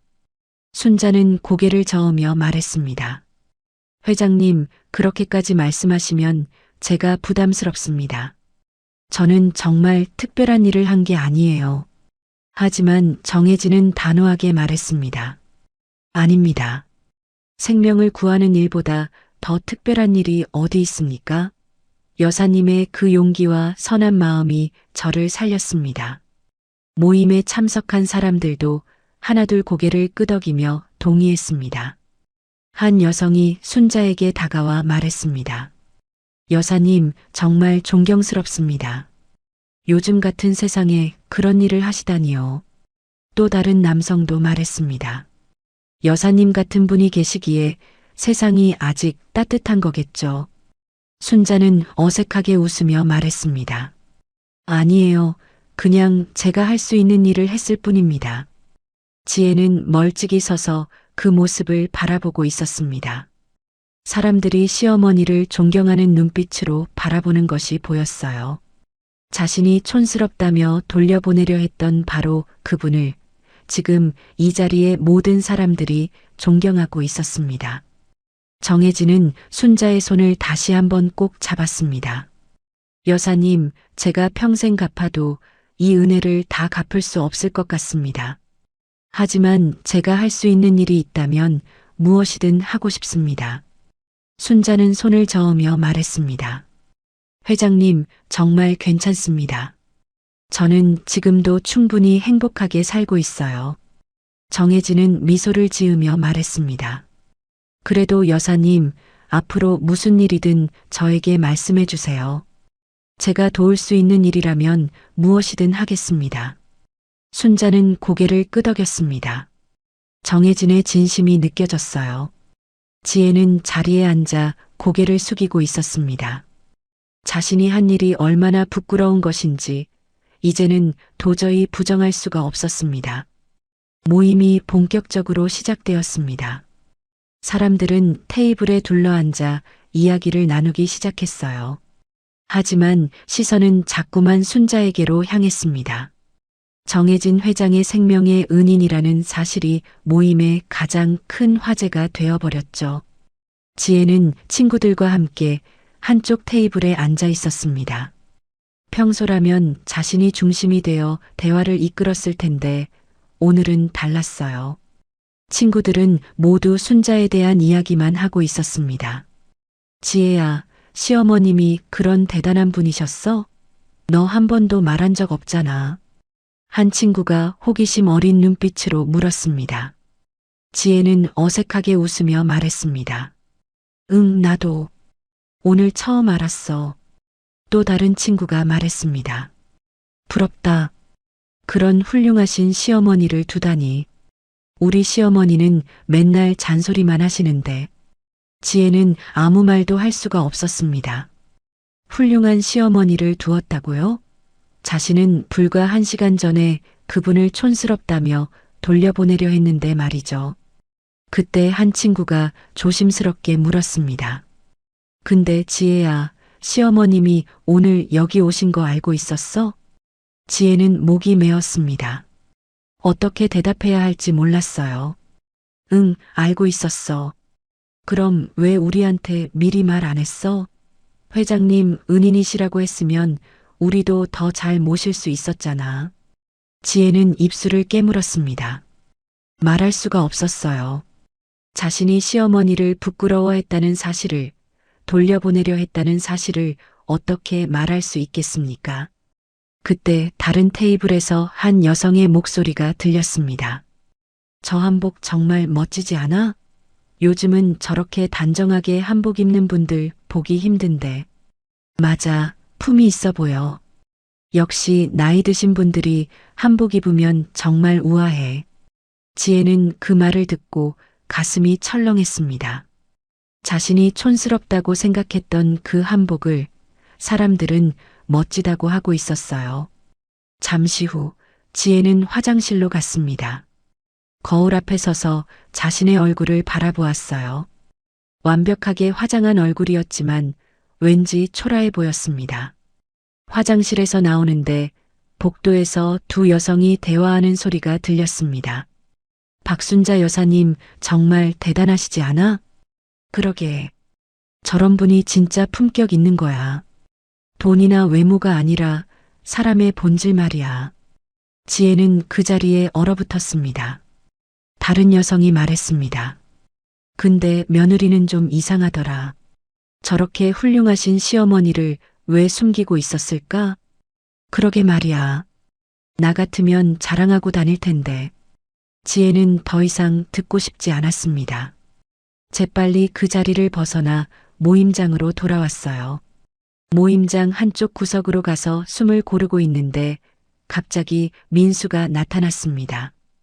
그의 얼굴은 굳어 있었어요. 지혜야, 나 좀 봐. 민수는 지혜의 팔을 잡고 조용한 곳으로 이끌었습니다. 민수야, 무슨... 민수는 지혜를 똑바로 바라보며 물었습니다. 너 엄마한테 뭐라고 했어? 지혜는 가슴이 철렁 내려앉았습니다. 무슨 말이야? 나는... 민수는 목소리를 낮추며 말했습니다.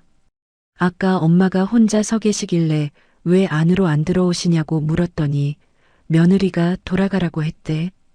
그게 사실이야? 지혜는 입을 열 수가 없었습니다.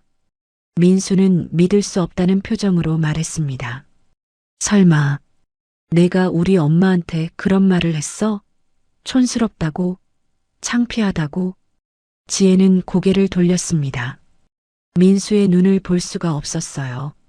민수야, 나는 그냥... 민수는 화가 난 목소리로 말했습니다. 그냥이 뭐야? 우리 엄마가 얼마나 마음 상하셨을 것 같아? 지혜는 눈물이 핑 돌았습니다. 나도 몰랐잖아. 어머니가 그런 분인 줄. 민수는 지혜의 말을 끊었습니다. 그런 분인 줄 몰랐으면 어때? 설사 회장님 은인이 아니었다 해도 우리 엄마는 여전히 우리 엄마야. 내 남편의 어머니라고. 지혜는 아무 말도 할 수 없었습니다. 민수는 목소리를 낮추며 말했습니다. 지혜야, 너 알아? 우리 엄마가 내 대학 등록금 마련하려고 얼마나 고생하셨는지. 새벽같이 일어나서 시장에 나가 채소 팔고 밤늦게까지 일하셨어. 지혜는 고개를 숙였습니다. 너 직장 구할 때도 우리 결혼할 때도 엄마가 다 도와주셨어. 시골집 땅까지 팔아서 우리 전세금 보태주신 거 알아? 지혜는 그 사실을 몰랐습니다. 민수가 한 번도 말해준 적이 없었거든요. 그런 엄마한테 내가 촌스럽다고, 창피하다고 했어? 민수의 목소리는 떨리고 있었습니다. 화가 났지만 동시에 서러움도 묻어나왔어요. 지혜는 눈물을 참으며 말했습니다. 미안해, 민수야. 나도 정말. 민수는 한숨을 쉬며 말했습니다. 미안하다고 나한테 말하지 마. 엄마한테 가서 말해. 그 순간 멀리서 정혜진 회장이 마이크를 잡는 소리가 들렸습니다. 여러분, 다시 한번 박순자 여사님께 감사의 박수를 부탁드립니다. 박수 소리가 장내에 울려 퍼졌습니다. 지혜는 그 소리를 들으며 눈물을 흘렸어요. 지혜는 눈물을 닦으며 모임장 안으로 들어갔습니다. 순자는 여전히 상석에 앉아 사람들과 이야기를 나누고 계셨어요.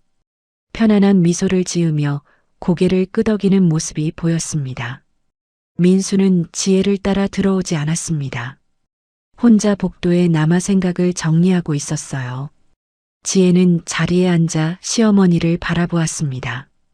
저렇게 자연스럽게 당당하게 사람들과 어울리는 모습을 보니 마음이 더 무거워졌어요. 자신이 촌스럽다고 했던 그분이 지금 이 자리에서 가장 빛나고 계셨습니다. 한 남성이 순자에게 물었습니다. 여사님, 시골에서는 어떻게 지내세요? 순자는 편안하게 대답했습니다. 그냥 텃밭 가꾸고 김치 담그고 그렇게 살지요. 특별한 건 없어요. 그래도 외롭지는 않으세요? 순자는 잠시 생각하다 말했습니다. 가끔은 외롭죠. 하지만 마을 사람들도 있고 아들이 전화도 하고 그러니까 괜찮아요. 정혜진이 말했습니다. 여사님, 서울로 올라오시는 건 어떠십니까? 제가 좋은 곳을 마련해 드리겠습니다. 순자는 손을 저으며 말했습니다. 아니에요, 회장님. 저는 시골이 좋아요. 평생 살던 곳이니까요. 지혜는 그 대화를 들으며 가슴이 아려왔습니다. 시어머니는 외롭다고 하셨어요. 하지만 자신은 한 번도 시어머니의 외로움을 생각해 본 적이 없었습니다. 그때 민수가 들어왔습니다. 순자를 보자 얼굴이 환해졌어요. 엄마, 괜찮으세요? 순자는 아들을 보며 미소 지었습니다. 그래, 괜찮다. 좋은 분들을 많이 만났네. 민수는 어머니 옆에 앉았습니다. 그리고는 지혜를 돌아보았어요. 지혜는 고개를 숙이고 있었습니다. 정혜진이 말했습니다. 민수 씨, 정말 훌륭하신 어머님을 두셨습니다. 자랑스러우시겠어요. 민수는 어머니의 손을 꼭 잡으며 말했습니다. 네, 저는 항상 자랑스럽습니다. 우리 엄마는 제 영웅이에요. 순자는 쑥스러운 듯 아들의 손을 두드렸습니다. 뭔 소리야, 얘가. 사람들 앞에서. 하지만 순자의 눈가에는 눈물이 맺혀 있었어요. 아들의 말 한마디가 얼마나 큰 위로가 되는지 모르는 사람은 없었습니다. 민수는 정혜진을 향해 말했습니다. 회장님, 우리 엄마는 평생 남을 위해 사셨어요. 이웃이 아프면 밤새 간호하고 마을에 일이 있으면 제일 먼저 나서셨죠. 순자는 황급히 말했습니다. 아니야, 그냥 당연한 일을 했을 뿐이야. 민수는 고개를 저었습니다. 아니에요, 엄마. 당연한 게 아니에요. 요즘 세상에 그렇게 사는 사람이 얼마나 됩니까? 민수의 목소리는 떨리고 있었습니다. 엄마는 나 키우시느라 당신 인생을 다 바치셨어요. 내가 공부할 수 있었던 것도, 지금 이렇게 살 수 있는 것도 다 엄마 덕분입니다. 순자는 눈물을 닦으며 말했습니다. 그만해라, 민수야. 엄마가 자식 키우는 게 당연한 거지. 하지만 민수는 멈추지 않았습니다. 엄마는 새벽같이 일어나서 버스 타고 시장에 가셨어요. 하루 종일 서서 채소 팔고 밤늦게 돌아오셨죠. 그렇게 번 돈으로 제 학비를 내셨어요. 주변 사람들은 조용히 그 이야기를 들었습니다. 제가 대학 들어갈 때 엄마는 집 뒤편 논을 팔았어요. 평생 아끼시던 땅이었는데 아무 말씀 없이 파셨어요. 나중에 알고 얼마나 울었는지 몰라요. 순자는 아들의 손을 꼭 잡았습니다. 괜찮다, 민수야. 그때 그게 최선이었어. 민수는 어머니를 바라보며 말했습니다. 엄마, 제가 결혼할 때도요. 엄마는 시골집 땅까지 팔아서 저희 전세금을 보태주셨어요. 저는 그것도 나중에 알았어요.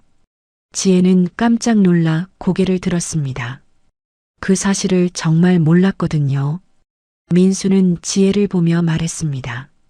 지혜야, 우리가 강남에 전세 얻을 수 있었던 거 기억나? 그게 다 엄마 덕분이야. 엄마가 평생 아끼시던 땅을 파셨어. 지혜는 입을 다물지 못했습니다. 충격이었어요. 자신이 살고 있는 집이 시어머니의 희생으로 마련된 것이었다니. 순자는 민수를 진정시키며 말했습니다. 그만해라, 얘야. 지혜한테 뭐라 하지 마라. 애가 몰라서 그랬지. 하지만 그 말이 오히려 더 큰 울림을 주었습니다. 며느리가 자신을 부끄럽게 여겼는데도 순자는 며느리를 감싸고 있었던 거죠. 한 여성이 조용히 말했습니다. 저런 분이 진짜 어른이시네요. 다른 남성도 고개를 끄덕이며 말했습니다. 인품이 정말 대단하십니다. 지혜는 눈물이 주르르 흘러내렸습니다. 더 이상 참을 수가 없었어요. 자신이 한 일이 한 말이 얼마나 부끄러운 것인지 이제야 뼈저리게 느껴졌습니다. 정혜진이 순자에게 말했습니다. 여사님, 정말 존경스럽습니다. 자식을 위해 모든 것을 바치시고도 그것을 당연하게 여기시는 그 마음이요. 순자는 고개를 저었습니다. 아니에요, 회장님. 저는 그저 엄마로서 해야 할 일을 했을 뿐입니다. 민수는 어머니를 꼭 안았습니다. 엄마, 사랑해요. 정말 감사해요. 순자는 아들의 등을 토닥이며 말했습니다. 그래, 고맙다. 엄마도 너 사랑한다. 지혜는 그 모습을 보며 조용히 울고 있었습니다. 모임이 막바지에 이르렀습니다. 정혜진은 다시 한번 마이크를 잡았어요. 사람들의 시선이 일제히 그에게 향했습니다. 여러분, 오늘 정말 특별한 날입니다. 제가 30년 동안 찾아 헤매던 은인을 만났으니까요. 사람들은 조용히 귀를 기울였습니다. 저는 오늘 이 자리에서 여러분께 박순자 여사님을 정식으로 소개하고 싶습니다. 저를 죽음에서 구해주신 분이자 제가 가장 존경하는 분입니다. 정혜진은 순자를 향해 손을 내밀었습니다. 여사님, 잠깐 이리 나와주시겠습니까? 순자는 당황하며 손을 저었습니다. 아니에요, 회장님. 괜찮아요. 하지만 정혜진은 단호했습니다. 여사님, 제 부탁입니다. 꼭 나와주세요. 민수가 어머니를 부축하며 일으켰습니다. 순자는 어쩔 수 없이 천천히 앞으로 나갔어요. 사람들의 따뜻한 박수가 터져 나왔습니다. 정혜진은 순자의 손을 잡고 높이 들어 올렸습니다. 여러분, 이분이 바로 박순자 여사님입니다. 목숨을 걸고 타인을 구한 진정한 영웅이십니다. 박수 소리가 더욱 커졌습니다. 순자는 쑥스러운 듯 고개를 숙였지만 눈가에는 눈물이 맺혀 있었어요. 정혜진이 계속 말했습니다. 저는 오늘부터 박순자 여사님을 우리 모임의 명예회원으로 모시고자 합니다. 여러분, 동의하십니까? 찬성합니다. 물론이죠. 사람들이 하나같이 동의했습니다. 정혜진은 미소 지으며 순자에게 말했습니다. 여사님, 앞으로 이 모임에 언제든 오실 수 있습니다. 저희가 모시겠습니다. 순자는 황급히 말했습니다. 회장님, 제가 무슨 이런 자리가 저한테는 과분해요. 정혜진은 고개를 저었습니다. 과분하다니요. 여사님이야말로 이 자리에 가장 어울리는 분입니다. 그때 한 여성이 앞으로 나와 순자에게 말했습니다. 여사님, 저도 한 말씀 드려도 될까요? 순자는 고개를 끄덕였습니다. 제 이름은 김선희입니다. 저는 사회복지단체를 운영하고 있는데요. 여사님 같은 분이야말로 우리 사회가 본받아야 할 어른이십니다. 또 다른 남성도 나섰습니다. 저는 기업을 운영하고 있습니다만 여사님의 이야기를 들으니 제가 너무 부끄럽네요. 저는 이익만 생각하며 살았는데 여사님은 남을 위해 목숨까지 거셨으니까요. 사람들이 하나둘 나와 순자에게 경의를 표했습니다. 순자는 그 모든 것이 낯설고 어색했지만 사람들의 진심은 느낄 수 있었어요. 지혜는 뒤쪽에 서서 그 광경을 바라보고 있었습니다. 눈물이 계속 흘러내렸어요. 자신이 촌스럽다며 돌려보내려 했던 분이 지금 이 자리에서 가장 존경받고 있었습니다. 정혜진이 다시 말했습니다. 여러분, 박순자 여사님을 위해 다시 한번 큰 박수 부탁드립니다. 우레와 같은 박수가 터져 나왔습니다. 순자는 깊이 고개를 숙여 인사했어요. 감사합니다. 저는 정말 별일 아닌 걸 했을 뿐인데 이렇게까지 대해주시니 황송합니다. 정혜진은 순자의 손을 꼭 잡으며 말했습니다. 여사님, 여사님이 하신 일은 절대 작은 일이 아닙니다. 한 사람의 생명을 구하는 것, 그것보다 큰 일이 어디 있겠습니까? 순자는 눈물을 닦으며 말했습니다. 회장님, 제가 그때 한 일은 그저 사람으로서 당연히 해야 할 일이었어요. 누군가 위험에 처했는데 그냥 지나칠 수는 없잖아요.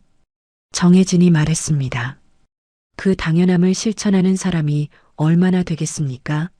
대부분 사람들은 위험하다고 귀찮다고 외면합니다. 하지만 여사님은 달랐습니다. 순자는 조용히 말했습니다. 저도 무서웠어요. 그날 눈은 계속 내렸고 날은 어두워지고 있었죠. 혼자서는 어쩔 수 없다는 걸 알았어요. 사람들은 숨죽이며 순자의 말을 들었습니다.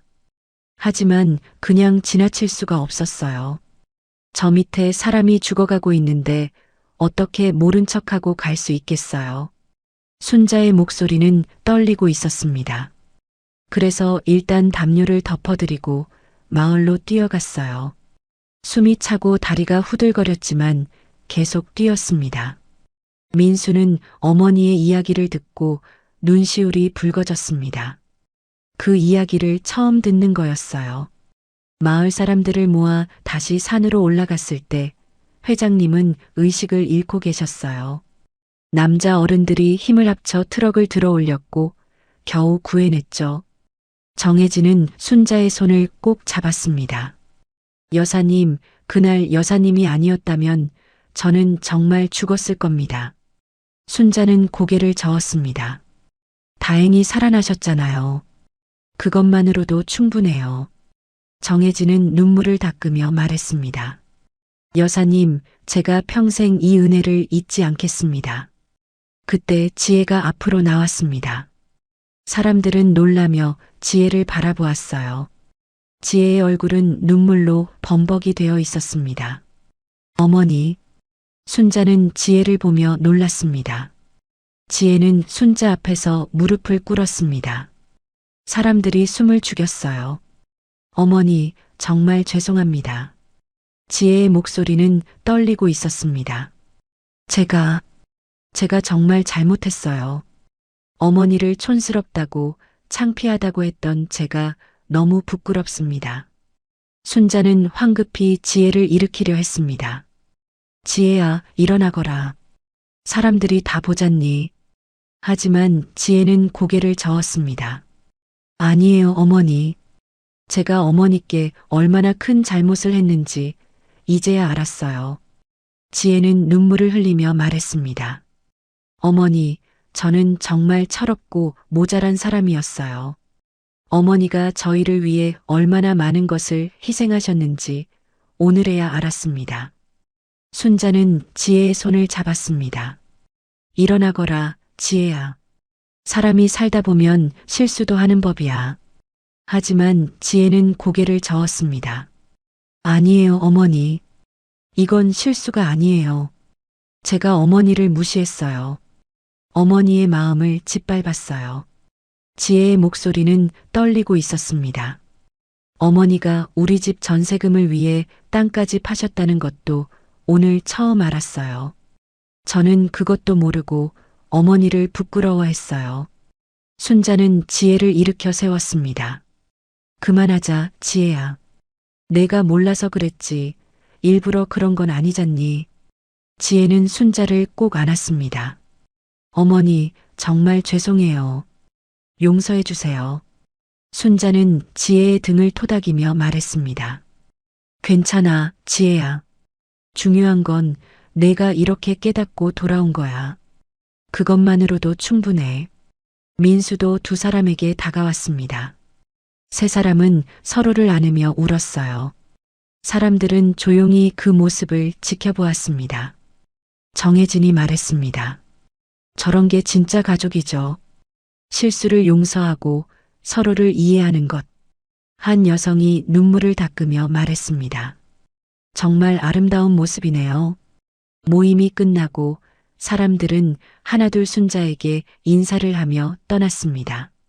모두들 순자의 손을 꼭 잡고 존경의 말을 전했어요. 여사님, 오늘 정말 감사했습니다. 많이 배웠습니다. 여사님, 꼭 다음 모임에도 오세요. 순자는 고개를 숙이며 인사했습니다. 네, 감사합니다. 좋은 분들을 많이 만나서 제가 더 행복했어요. 모임장을 나서는 길 정혜진이 순자에게 말했습니다. 여사님, 제가 차를 준비했습니다. 집까지 모셔다 드리겠습니다. 순자는 손을 저었습니다. 아니에요, 회장님. 버스 타고 가면 돼요. 정혜진은 고개를 저었습니다. 그럴 순 없죠. 제 은인을 버스에 태울 수는 없습니다. 결국 순자는 정혜진의 차를 타고 집으로 향했습니다. 민수와 지혜도 함께였어요. 차 안에서 지혜는 순자의 손을 꼭 잡고 있었습니다. 말없이 손만 잡고 있었지만 그 손길에는 사과와 후회가 가득했습니다. 순자는 지혜의 손을 다정하게 쓰다듬으며 말했습니다. 지혜야, 너무 자책하지 마라. 사람은 누구나 실수를 하는 법이야. 지혜는 고개를 끄덕이며 눈물을 흘렸습니다. 어머니, 제가 정말 철이 없었어요. 순자는 미소 지었습니다. 이제 알았으면 됐어. 중요한 건 앞으로야. 경북 산골에 도착했을 때는 이미 해가 저물고 있었습니다. 순자의 집은 여전히 평화로웠어요. 텃밭의 채소들이 저녁바람에 흔들리고 있었습니다. 정혜진은 집을 둘러보며 말했습니다. 여사님, 이렇게 조용하고 아름다운 곳에서 사시는군요. 순자는 고개를 끄덕였습니다. 네, 평생 살던 곳이라 정이 많이 들었어요. 정혜진은 순자에게 명함을 건넸습니다. 여사님, 무슨 일이든 언제든지 연락 주세요. 제가 할 수 있는 일이라면 무엇이든 돕겠습니다. 순자는 명함을 받으며 말했습니다. 감사합니다, 회장님. 오늘 정말 좋은 하루였어요. 정혜진이 떠난 후 민수와 지혜는 순자와 함께 집 안으로 들어갔습니다. 지혜는 집안을 둘러보았어요. 낡았지만 깨끗하게 정돈된 집, 따뜻한 온기가 느껴지는 공간이었습니다. 어머니, 제가 저녁 준비할게요. 지혜는 부엌으로 가서 준비를 시작했습니다. 순자는 놀라며 말했습니다. 지혜야, 괜찮아. 내가 할게. 하지만 지혜는 고개를 저었습니다. 아니에요, 어머니. 제가 하고 싶어요. 민수는 어머니와 마당에 앉아 이야기를 나누었습니다. 엄마, 오늘 정말 자랑스러웠어요. 순자는 미소 지었습니다. 뭐가 자랑스러워? 엄마는 그냥 평범하게 살았을 뿐인데. 민수는 고개를 저었습니다. 아니에요, 엄마. 엄마는 정말 대단한 분이에요. 저는 항상 알고 있었어요. 순자는 아들의 손을 잡았습니다. 고맙다, 민수야. 내가 이렇게 잘 자라줘서 엄마는 정말 행복해. 저녁을 먹으며 세 사람은 오랜만에 편안한 시간을 보냈습니다. 지혜가 만든 음식은 서툴렀지만 순자는 맛있게 먹었어요. 지혜야, 정말 맛있다. 고생했어. 지혜는 수줍게 웃었습니다. 어머니, 앞으로 자주 내려와서 음식도 배우고 싶어요. 순자는 기뻐하며 말했습니다. 그래, 좋지. 엄마가 김치 담그는 법도 가르쳐 줄게. 몇 달이 흘렀습니다. 지혜는 약속대로 자주 시골에 내려왔어요. 순자와 함께 김장도 하고 텃밭도 가꾸었습니다. 어느 날 지혜는 또 다른 사교 모임에 참석했습니다. 이번에는 순자를 당당하게 소개했어요. 여러분, 소개할 분이 있어요. 우리 어머니세요. 사람들은 반갑게 순자를 맞아주었습니다. 지혜는 자랑스럽게 말했습니다. 우리 어머니는 정말 훌륭하신 분이에요. 제가 본받아야 할 분이시죠. 순자는 쑥스러워하며 웃었습니다. 집으로 돌아오는 길, 순자는 창밖을 바라보며 말했습니다. 사람 사는 거 결국 마음이야. 서로 이해하고 사랑하면 되는 거지. 지혜는 고개를 끄덕이며 시어머니의 손을 꼭 잡았습니다. 네, 어머니. 이제 알았어요. 봄 햇살이 따스하게 내리쬐는 날, 세 사람은 텃밭에 앉아 함께 웃었습니다. 순자의 얼굴에는 평화로운 미소가 가득했고 지혜와 민수의 얼굴에도 행복이 넘쳤습니다. 진정한 가족의 의미를 그들은 이제야 깨달았습니다. 귀한 시간 내어 이 영상을 함께 해주셔서 진심으로 감사합니다. 여러분의 한 번 시청, 한 줄 댓글이 저에게 큰 힘이 됩니다. 앞으로도 마음을 어루만지는 이야기로 보답드리겠습니다. 항상 건강하시고 따뜻한 하루 보내세요.